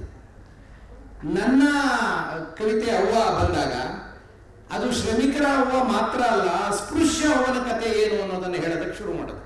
ಸೊ ಈ ದೃಷ್ಟಿಕೋನ ಕನ್ನಡಕ್ಕೆ ಹೊಸ್ತು ಅಂತ ನನಗೆ ಅನಿಸ್ತದೆ. ಸರ್, ಒಂದು ಪ್ರಶ್ನೆ ಮಾನ್ಯ ಹನುಮಂತಯ್ಯ ಸಾಹೇಬರಿಗೆ. ಕನ್ನಡ ಸಾಹಿತ್ಯದಲ್ಲಿ ದಲಿತ ಸಾಹಿತ್ಯದ ಚಿಂತನೆಗಳು ಮತ್ತೆ ಇದು ಕಡಿಮೆ ಇದ್ದಾಗ ಬಸವಲಿಂಗಪ್ಪನವರು ಭೂಸಾ ಸಾಹಿತ್ಯ ಅಂತ ಹೇಳುವಂತ ಒಂದು ಹೇಳಿಕೆಯನ್ನು ಕೊಟ್ಟರು. ಆ ಸಂದರ್ಭಕ್ಕೆ ಅದರ ಅವಶ್ಯಕತೆ ಇತ್ತೆ ಅಥವಾ ಅದರಿಂದಾಗಿ ದಲಿತ ಸಾಹಿತ್ಯಕ್ಕೆ ಬಹಳ ಅನುಕೂಲ ಆಯ್ತಾ ಅಂತ ಹೇಳುವಂತ ಒಂದು ನಿಟ್ಟಿನಲ್ಲಿ ತಮ್ಮ ಅಭಿಪ್ರಾಯ ಅಂತ ಕೇಳೋದು. ಬಸವಲಿಂಗಪ್ಪನವರು ಹೇಳಿದ್ದು ಬಹುತೇಕ ಸರಿ ಅನ್ನೋದನ್ನ ಕುವೆಂಪು ಎಂಡಾರ್ಸ್ ಮಾಡಿದ್ದಾರೆ. ಲಂಕೇಶ್ ಅವರು ಅದನ್ನು ಒಪ್ಪಿ ಇದರಲ್ಲೇನು ಅಂತ ಮಹಾಪರಾಧ ಇಲ್ಲ ಅಂತ ಹೇಳಿದ್ದಾರೆ. ಆದ್ರಿಂದ ಅವರ ಅಭಿಪ್ರಾಯ ಆ ಹೊತ್ತಿಗೆ ಮತ್ತು ಈ ಹೊತ್ತಿಗೆ ಸರಿಯಾದದ್ದೇ. ಒಂದು ಉದಾಹರಣೆ ಕೊಟ್ಟು ಮಾತು ಮುಗಿಸ್ತೇನೆ. ಕನ್ನಡದಲ್ಲಿ ಸುಮಾರು 2000ಕ್ಕಿಂತ ಹೆಚ್ಚು ಪುಸ್ತಕ 7000ವರೆಗೆ ಪ್ರಕಟ ಆಗ್ತವೆ ಅಂತ ಕೇಳಿದ್ದೇನೆ. ನನಗೆ ಅನಿಸ್ತಾ ಇದೆ ಅದರಲ್ಲಿ 4000 ಪುಸ್ತಕ ಪ್ರಕಟ ಆಗದೇ ಇದ್ರೆ ಕನ್ನಡಕ್ಕೇನು ನಷ್ಟ ಇಲ್ಲ ಮೌಲ್ಯದ ದೃಷ್ಟಿಯಿಂದ. ಆದ್ರಿಂದ ಭೂಸಾ ಅನ್ನೋದನ್ನ ಯಥಾವತ್ತಾಗಿ ಸ್ವೀಕಾರ ಮಾಡಬೇಕಾದ್ದಿಲ್ಲ. ಬಹುತೇಕ ಭೂಸಾ ಇದೆ ಅಂತ ಅನ್ನೋದು ಮಾತ್ರ ಸತ್ಯದ ಸಂಗತಿ. ಅದರಲ್ಲಿ ಏನು ಉತ್ಪ್ರೇಕ್ಷೆ ಆಗಲಿ ಅಥವಾ ಅಪರಾಧಿ ಪ್ರಜ್ಞೆಯನ್ನು ಅನುಭವಿಸಬೇಕಾದದ್ದು ಏನೂ ಇಲ್ಲ. ಅಲ್ಲ, ತದನಂತರ ದಲಿತ ಸಾಹಿತ್ಯಕ್ಕೆ ಮತ್ತೆ ದಮನಿತರ ಸಾಹಿತ್ಯ ಖಂಡಿತವಾಗಿ ಆ ಚಳುವಳಿ, ಭೂಸಾ ಚಳುವಳಿ ಏನಿತ್ತು ಅದು ಕರ್ನಾಟಕದಲ್ಲಿ ದಲಿತ ಚಳುವಳಿಯ ಹುಟ್ಟಿಗೆ ಒಂದು ಮೂಲ ಬೀಜ, ಅದರಲ್ಲಿ ಏನು ಅನುಮಾನ ಇಲ್ಲ. ಸತ್ಯದ ಮಟ್ಟಿಗೆ ದಲಿತ ಸಾಹಿತ್ಯ ಮತ್ತೆ ದಮನಿತರ ಸಾಹಿತ್ಯ ಆ ಮಟ್ಟಿಗೆ ಇದೆಯಾ ಅಂತ ಹೇಳುವಂತ ಒಂದು ಭಾವನೆ ಖಂಡಿತ ಇದೆ. ಅಷ್ಟು ಮಾತ್ರ ಅಲ್ಲ, ಅದರ ವಿಸ್ತರಣೆ ಇನ್ನೂ ಆಗಬೇಕಾಗಿದೆ. ನಾನು ಆವಾಗಲೇ ಹೇಳಿದೆ ಅದನ್ನ. ಈ ಹೊಸ ಸವಾಲುಗಳನ್ನ ದಲಿತ ಸಾಹಿತ್ಯ ದಮನಿತರ ಸಾಹಿತ್ಯ ಹೇಗೆ ಸ್ವೀಕಾರ ಮಾಡಿದೆ ಅಂತ ಅನ್ನೋದಕ್ಕೆ ಇನ್ನೂ ಉತ್ತರ ಸಿಕ್ಕಿಲ್ಲ. ಅದು ಖಂಡಿತ ಆಗ್ಬೇಕು. ಬದಲು ಈ ಪಕ್ಕದಲ್ಲಿ ಒಂದು ಜಾಗ ಮಾಡಿದ್ದಾರೆ, ಆರಾಮಾಗಿ ಸೇರಿರ್ತಾರೆ, ಎಲ್ಲರೂ ಇರ್ತಾರೆ. ಇವತ್ತು ಈ ದಮನಿತರ ಸಾಹಿತ್ಯದ ಬಗ್ಗೆ ಬಂದು ಇಲ್ಲಿ ತಮ್ಮ ಒಡವೆಗಳನ್ನು ಹಂಚ್ಕೊಂಡಿದ್ದಾರೆ. ಆಸಕ್ತರೆ ಅಂತ ಅನ್ನೋ ನನಗೆ ಭರವಸೆ ಇದೆ. ಬರೆದಾಗ ತಳಪಾಯಗಳು ಅಲ್ಲಾಡ್ತವೆ ಅನ್ನೋ ನಂಬಿಕೆನೂ ನನಗೆ ಇದೆ ಅನಿಸುತ್ತೆ. ಯಾಕೆ ಈ ತಳಪಾಯವನ್ನು ಅಲ್ಲಾಡಿಸ್ಬೇಕು ಅಂದರೆ ಮನೆದು ತಳಪಾಯ ಅಲ್ಲ, ಈ ಯಾಜಮಾನ್ಯದ ತಳಪಾಯ ಇದೆಯಲ್ಲ ಅದು ಅಲ್ಲಾಡಬೇಕು. ಅಂದರೆ ಎಷ್ಟು ನಿಕೃಷ್ಟವಾಗಿ ಇರೋವಂಥವ್ರು ಎಲ್ಲೆಲ್ಲಿ ಇದಾರಲ್ಲ ಅವ್ರು ಎಲ್ಲರೂ ಬರಿಬೇಕು ಈ ಯಾಜಮಾನ್ಯವಾದ ತಳಪಾಯವನ್ನು ಹೊಡೆದು ಹಾಕೋದಕ್ಕೆ. ಮೊನ್ನೆ ಅದು ಒಂದು ಬಯೋಗ್ರಫಿ, ಒಂದು ಚಂದ್ರಮ್ಮ ಅಂತ 30 ವರ್ಷಗಳಿಂದ ಸ್ಲಮ್ ಜನರ ಜೊತೆಯಲ್ಲಿ ಕೆಲಸ ಮಾಡ್ತಾ ಇದ್ದಾರೆ. 30 ವರ್ಷದಿಂದ ಅದು ಏನು ಅಂದರೆ ಅದು ಲ್ಯಾಂಡಿಗೆ ಸಂಬಂಧಪಟ್ಟಿರೋದು. ಒಂದು ಸ್ಲಮ್ ಘೋಷಣೆ ಆಗಿ ಅವ್ರಿಗೊಂದು ಜಾಗನ ಕೊಡಿಸ್ಬೇಕು, ಅವ್ರಿಗೆ ಮನೇನ ಕಟ್ಟಿಸ್ಕೊಡ್ಬೇಕು ಅಂದರೆ ಒಂದು ದೊಡ್ಡ ಹೋರಾಟ. ಎಂಥ ದೊಡ್ಡ ಹೋರಾಟ ಅಂತಂದರೆ ಬೇರೆ ಯಾರು ನಮ್ಮ ಮೇಲೆ ಯುದ್ಧಕ್ಕೆ ಬಂದರೆ ನಾವು ಹೆಂಗೆ ಶಸ್ತ್ರಾಸ್ತ್ರ ರೆಡಿ ಮಾಡ್ಕೋಬೇಕು ಅಂಥ ಹೋರಾಟ. ಇಲ್ಲಿವರೆಗೂ ಅವಳ ಬದುಕನ್ನು ಅವಳಿಗೂ ದಾಖಲಿಸ್ಬೇಕು ಅಂತ ಅನಿಸಿಲ್ಲ, ಬೇರೆ ಯಾರಿಗೂ ದಾಖಲಿಸ್ಬೇಕು ಅಂತ ಇಲ್ಲ. ಒಂದೇ ಒಂದು ಸಣ್ಣ ಮಾತು ಹೇಳಿ ನಾನು ಮಾತನ್ನು ಮುಗಿಸ್ತೀನಿ. ಅವ್ರಿಗೆ ಈ ಹಕ್ಕಿ ಪಿಕ್ಕಿ ಸಮುದಾಯದವ್ರು ಇದ್ದಾರೆ, ಅವ್ರಿಗೆಲ್ಲೋ ಕೆಂಗೇರಿಯಿಂದ ಒಳಗಡೆ ಆ ಮಾಯಗೊಂಡನಹಳ್ಳಿ ಹತ್ರ ಒಂದು ಕೊಟ್ಟಿದ್ದಾರೆ. ಎಲ್ಲ ದಿಬ್ಬ ಆ ಜಾಗ ಕೊಟ್ಟಿರೋದು. ಅದನ್ನು ಹೋರಾಟ ಮಾಡಿ ಈಗ ಮನೆಗಳಾಗಿದ್ದಾವೆ, ಒಳಗಡೆ ಎಲ್ಲ ಫಿನಿಶಿಂಗ್ ಆಗಬೇಕು. ಅಲ್ಲಿ ಹೋದಾಗ ನಾನು ಅವ್ರನ್ನ ಮಾತಾಡಿಸ್ತಾ ಇದ್ದೆ. ಈ ಹಕ್ಕಿ ಪಿಕ್ಕಿಗಳೆಲ್ಲರೂ ಪಿಳ್ಳೆ, ಹೈಕೋರ್ಟು, ವಿಧಾನಸೌಧ, ಅಂಬೇಡ್ಕರ್ ಬೀದಿ ಇಂಥದ್ದು ಹೆಸರಿಟ್ಕೋತಾರೆ. ಅಂದರೆ ಎಲ್ಲೆಲ್ಲಿ ಹುಟ್ಟಿರ್ತಾರೋ ಸೈಕಲ್ ಮೇಲೆ ಹೆರಿಗೆ ಕರ್ಕೊಂಡು ಹೋದ್ರಂತೆ ಸೈಕಲ್ ಅಂತ ಹೆಸರಿಟ್ಕೊಂಡಿರ್ತಾರೆ. ಅವರು ಚಂದ್ರಮ್ಮನ ಬಗ್ಗೆ ಏನಾದರೂ ಹೇಳೋಣ ಅಂತ ಅಂದೆ. ಅದಕ್ಕೆ ಅವನಂದ, ಅಮ್ಮ ಗುಡಾರ ಹಾಕಂತಿದ್ವಿ ಕೆಂಗೇರಿ ಸ್ಲಮ್ಮು, ಫುಟ್ಬಾಲ್ ಆಡಕ್ಕೆ ಬಂದವರು ಇವರು, ನಮ್ಮದು ಮೈದಾನ ಎತ್ತು ನಿನ್ನ ಟೆಂಟು ಅನ್ನೋರು. ಸ್ಕೂಲ್ಗೆ ಕರ್ಕೊಂಡೋದ್ರೆ ಸ್ಕೂಲಿಂದಿದ್ದು ಜಾಗ ಎತ್ತು ನಿನ್ನ ಟೆಂಟು ಅಂತ ಅನ್ನೋರು. ಮಳೆ ಹೋಯ್ತು ಅಂತಂದರೆ ರಾತ್ರಿ ಆಗ ಇತ್ತ ನೀರು ಬರ್ತದೆ, ಇಲ್ಲಿ ನೀರು ಬರ್ತದೆ, ಅಲ್ಲಿ ನೋಡು ಗೋಳಕ್ಕೋ ಮಣ್ಣನ್ನ, ಅಲ್ಲಿ ನೋಡು ಕೆಸರ ಅಂತ ಅಂದ್ಬಿಟ್ಟು ಪರದಾಡ್ಕೊಂತಿದ್ವಿ ಅಮ್ಮ. ಈಗ ಬೆಳಗಾಗೆದ್ದು ಈಚೆಗೆ ಬಂದುಬಿಟ್ಟು ಆಗಳೇ ರಾತ್ರಿ ಮಳೆ ಬಂದದೆ ಗೊತ್ತೇ ಆಗಿಲ್ಲ ಅಂತ ಕಣ್ಣು ತುಂಬ ನಿದ್ದೆ ಮಾಡ್ತೀವಮ್ಮ.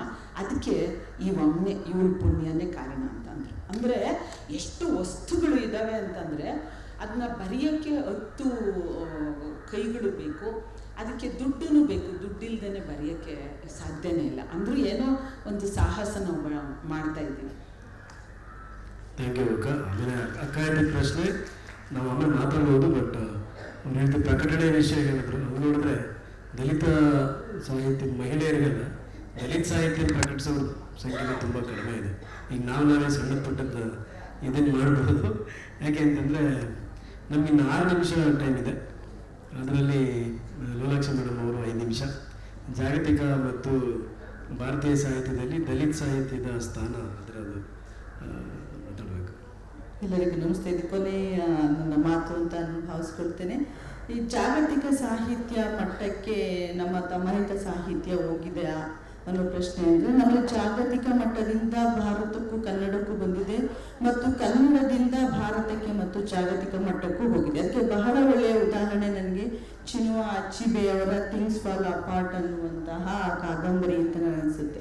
ಅವತ್ತು ವಸಾಹತುಶಾಹಿ ಸಂದರ್ಭದಲ್ಲಿ ಇವತ್ತಿಗೂ ಕೂಡ ಬಿಳಿಯರು ಮತ್ತು ಕರಿಯರ ನಡುವಿನ ದೊಡ್ಡ ಹೋರಾಟ ಇವತ್ತು ದಕ್ಷಿಣ ಆಫ್ರಿಕಾದಲ್ಲಿ ನಡೀತಾನೆ ಇದೆ. ಅದಕ್ಕೆ ನೆಲ್ಸನ್ ಮಂಡೇಲಾಗಿಂತ ದೊಡ್ಡ ಒಬ್ಬ ಶೋಷಿತ ನಮಗೆ ಉದಾಹರಣೆ ಬೇಡ ಅಂತ ಅನಿಸುತ್ತೆ. ಅದೇ ಸಮಸ್ಯೆಗಳು ನಮಗೆ ವಸಾಹತುಶಾಹಿಗಳು ಭಾರತಕ್ಕೆ ಬಂದ ಸಂದರ್ಭದಲ್ಲಿಯೂ ಕೂಡ ನಾವು ಎದುರಿಸಿದ್ದೇವೆ. ಅದನ್ನ ಬೇರೆ ಬೇರೆ ಸಂದರ್ಭದಲ್ಲಿ ಎಡ್ವರ್ಡ್ ಸೈಡ್ ಚರ್ಚೆ ಮಾಡ್ತಾರೆ. ಓರಿಯೆಂಟಲಿಸಮ್ ಅಲ್ಲಿ ಕೂಡ ನಾವು ಹೇಗೆ ಆ ಥರದ ಸಂದರ್ಭಗಳನ್ನು ಎದುರಿಸಿದ್ವಿ ಅಂತ ಹೇಳಿ. ಮತ್ತು ಜಾಗತಿಕ ಮಟ್ಟದಲ್ಲಿ ನಮ್ಮ ಈ ಪ್ರತಿಭೆಗಳನ್ನು ಹೇಗೆ ಗುರುತಿಸಿದ್ವಿ ಅನ್ನೋದಕ್ಕೆ ನಮಗೆ ಬಹಳ ದೊಡ್ಡ ಉದಾಹರಣೆ ಈಗಾಗಲೇ ಸಬಿಹಾ ಮೇಡಮ್ ತುಂಬಾ ಒಂದು ದೊಡ್ಡ ಪಟ್ಟಿಯನ್ನು ಕೊಟ್ಟಿದ್ದಾರೆ. ಆ ಪಟ್ಟಿಯ ಮುಂದುವರಿಕೆಯ ಭಾಗವಾಗಿಯೇ ಮತ್ತು ಹನುಮಂತಯ್ಯ ಸರ್ ಹೇಳಿದ ಪಟ್ಟಿಯ ಭಾಗವಾಗಿಯೇ ನೋಡ್ತೀವಿ ಅನ್ನೋದಾದ್ರೆ, ಇವತ್ತು ದೇವನೂರು ಮಹಾದೇವ ಇರ್ಬೋದು ಅಥವಾ ಸಿದ್ಧಲಿಂಗಯ್ಯ ಇರಬಹುದು ಅಥವಾ ಮೊಗಳಿ ಗಣೇಶ್ ಇರಬಹುದು, ಇವರೆಲ್ಲರೂ ಕೂಡ ಇವತ್ತು ಜಾಗತಿಕ ಮಟ್ಟದಲ್ಲಿ ಚರ್ಚೆಯಾಗ್ತಿರುವಂತಹ ದಲಿತ ಸಾಹಿತಿಗಳೇ. ಅದರಲ್ಲಿಯೂ ಕೂಡ ಕನ್ನಡದ ಹೆಣ್ಣಿನ ಆಂತರ್ಯದ ಸಮಸ್ಯೆಗಳನ್ನ ಇದು ನಿಜವಾಗಿಯೂ ಕೂಡ ದಮನಿತರ ಸಮಸ್ಯೆ ಅಂತ ಹೇಳಿ ಒಂದು ಬೂಕರ್ ಪ್ರಶಸ್ತಿಯನ್ನ ಕೊಡ್ತಲ್ಲ, ಇದಕ್ಕಿಂತ ದೊಡ್ಡ ದಮನಿತ ಚರಿತ್ರೆಗೆ ಸಿಗುವಂತ ಬಹುಮಾನ ಯಾವುದೂ ಇಲ್ಲ ಅಂತ ನಾನು ಅಂದ್ಕೊಳ್ತೇನೆ.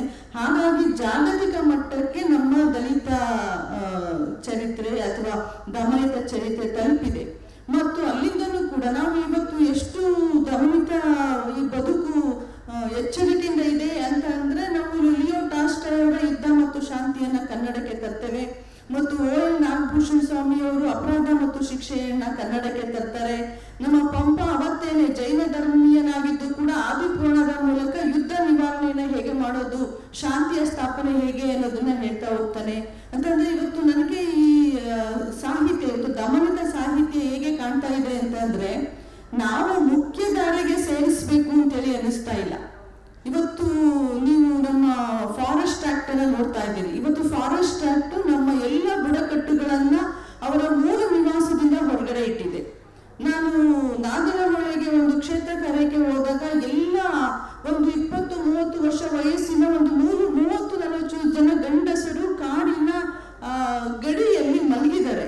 ಯಾಕೆ ಇಲ್ಲಿ ಮಲಗಿದ್ದೀರಿ ಅಂತಂದ್ರೆ ಅವ್ರು ಹೇಳಿದ್ರು, ಮೇಡಮ್ ನಾವೆಲ್ಲ ಕಾಡ್ಗಿಚ್ಚು ಬರೋದನ್ನ ಕಾಯ್ತಾ ಇದ್ದೇವೆ ಅಂತ ಹೇಳಿ. ಯಾಕೆ ಕಾಡ್ಗಿಚ್ಚು ಅಂತಂದ್ರೆ, ಮೇಡಮ್ ಕಾಡ್ಗಿಚ್ಚು ಬಂದ್ರೆ ಅದನ್ನ ನಿವಾರಣೆ ಮಾಡೋದಕ್ಕೆ ನಿಮ್ಮ ಯಾವ ಫಾರೆಸ್ಟ್ ಆಫೀಸರ್ಗೂ ಗೊತ್ತಿಲ್ಲ, ನಮ್ಮನ್ನೇ ಕರಿಬೇಕು.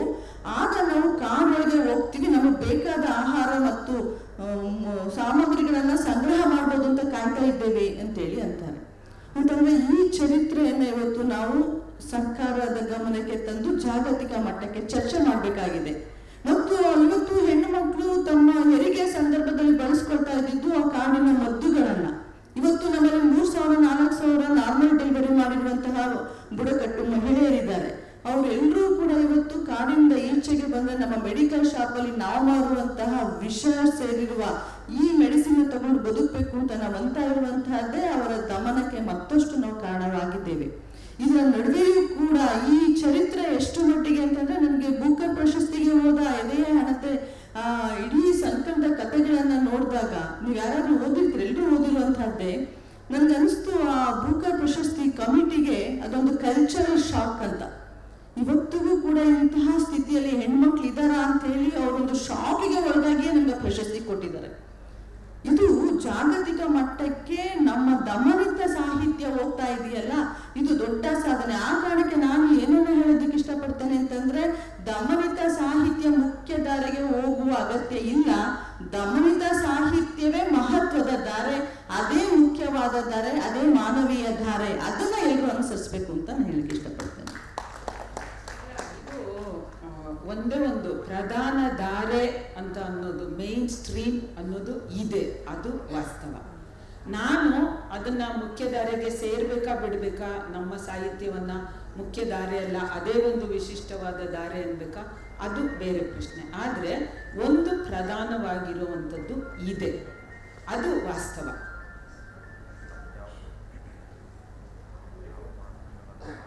Thank you.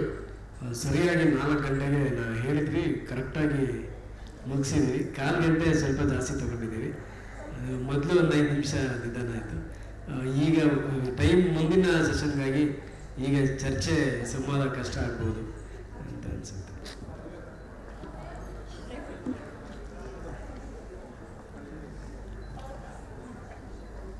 ಬ್ರೋ ಈ ಗೋಷ್ಠಿಗೆ ಆಗಮಿಸಿದ ಎಲ್ಲ ವಿದ್ವಾಂಸರಿಗೆ ತಮ್ಮೆಲ್ಲರ ಪರವಾಗಿ ಧನ್ಯವಾದಗಳನ್ನು ಸಮರ್ಪಿಸುತ್ತೇನೆ.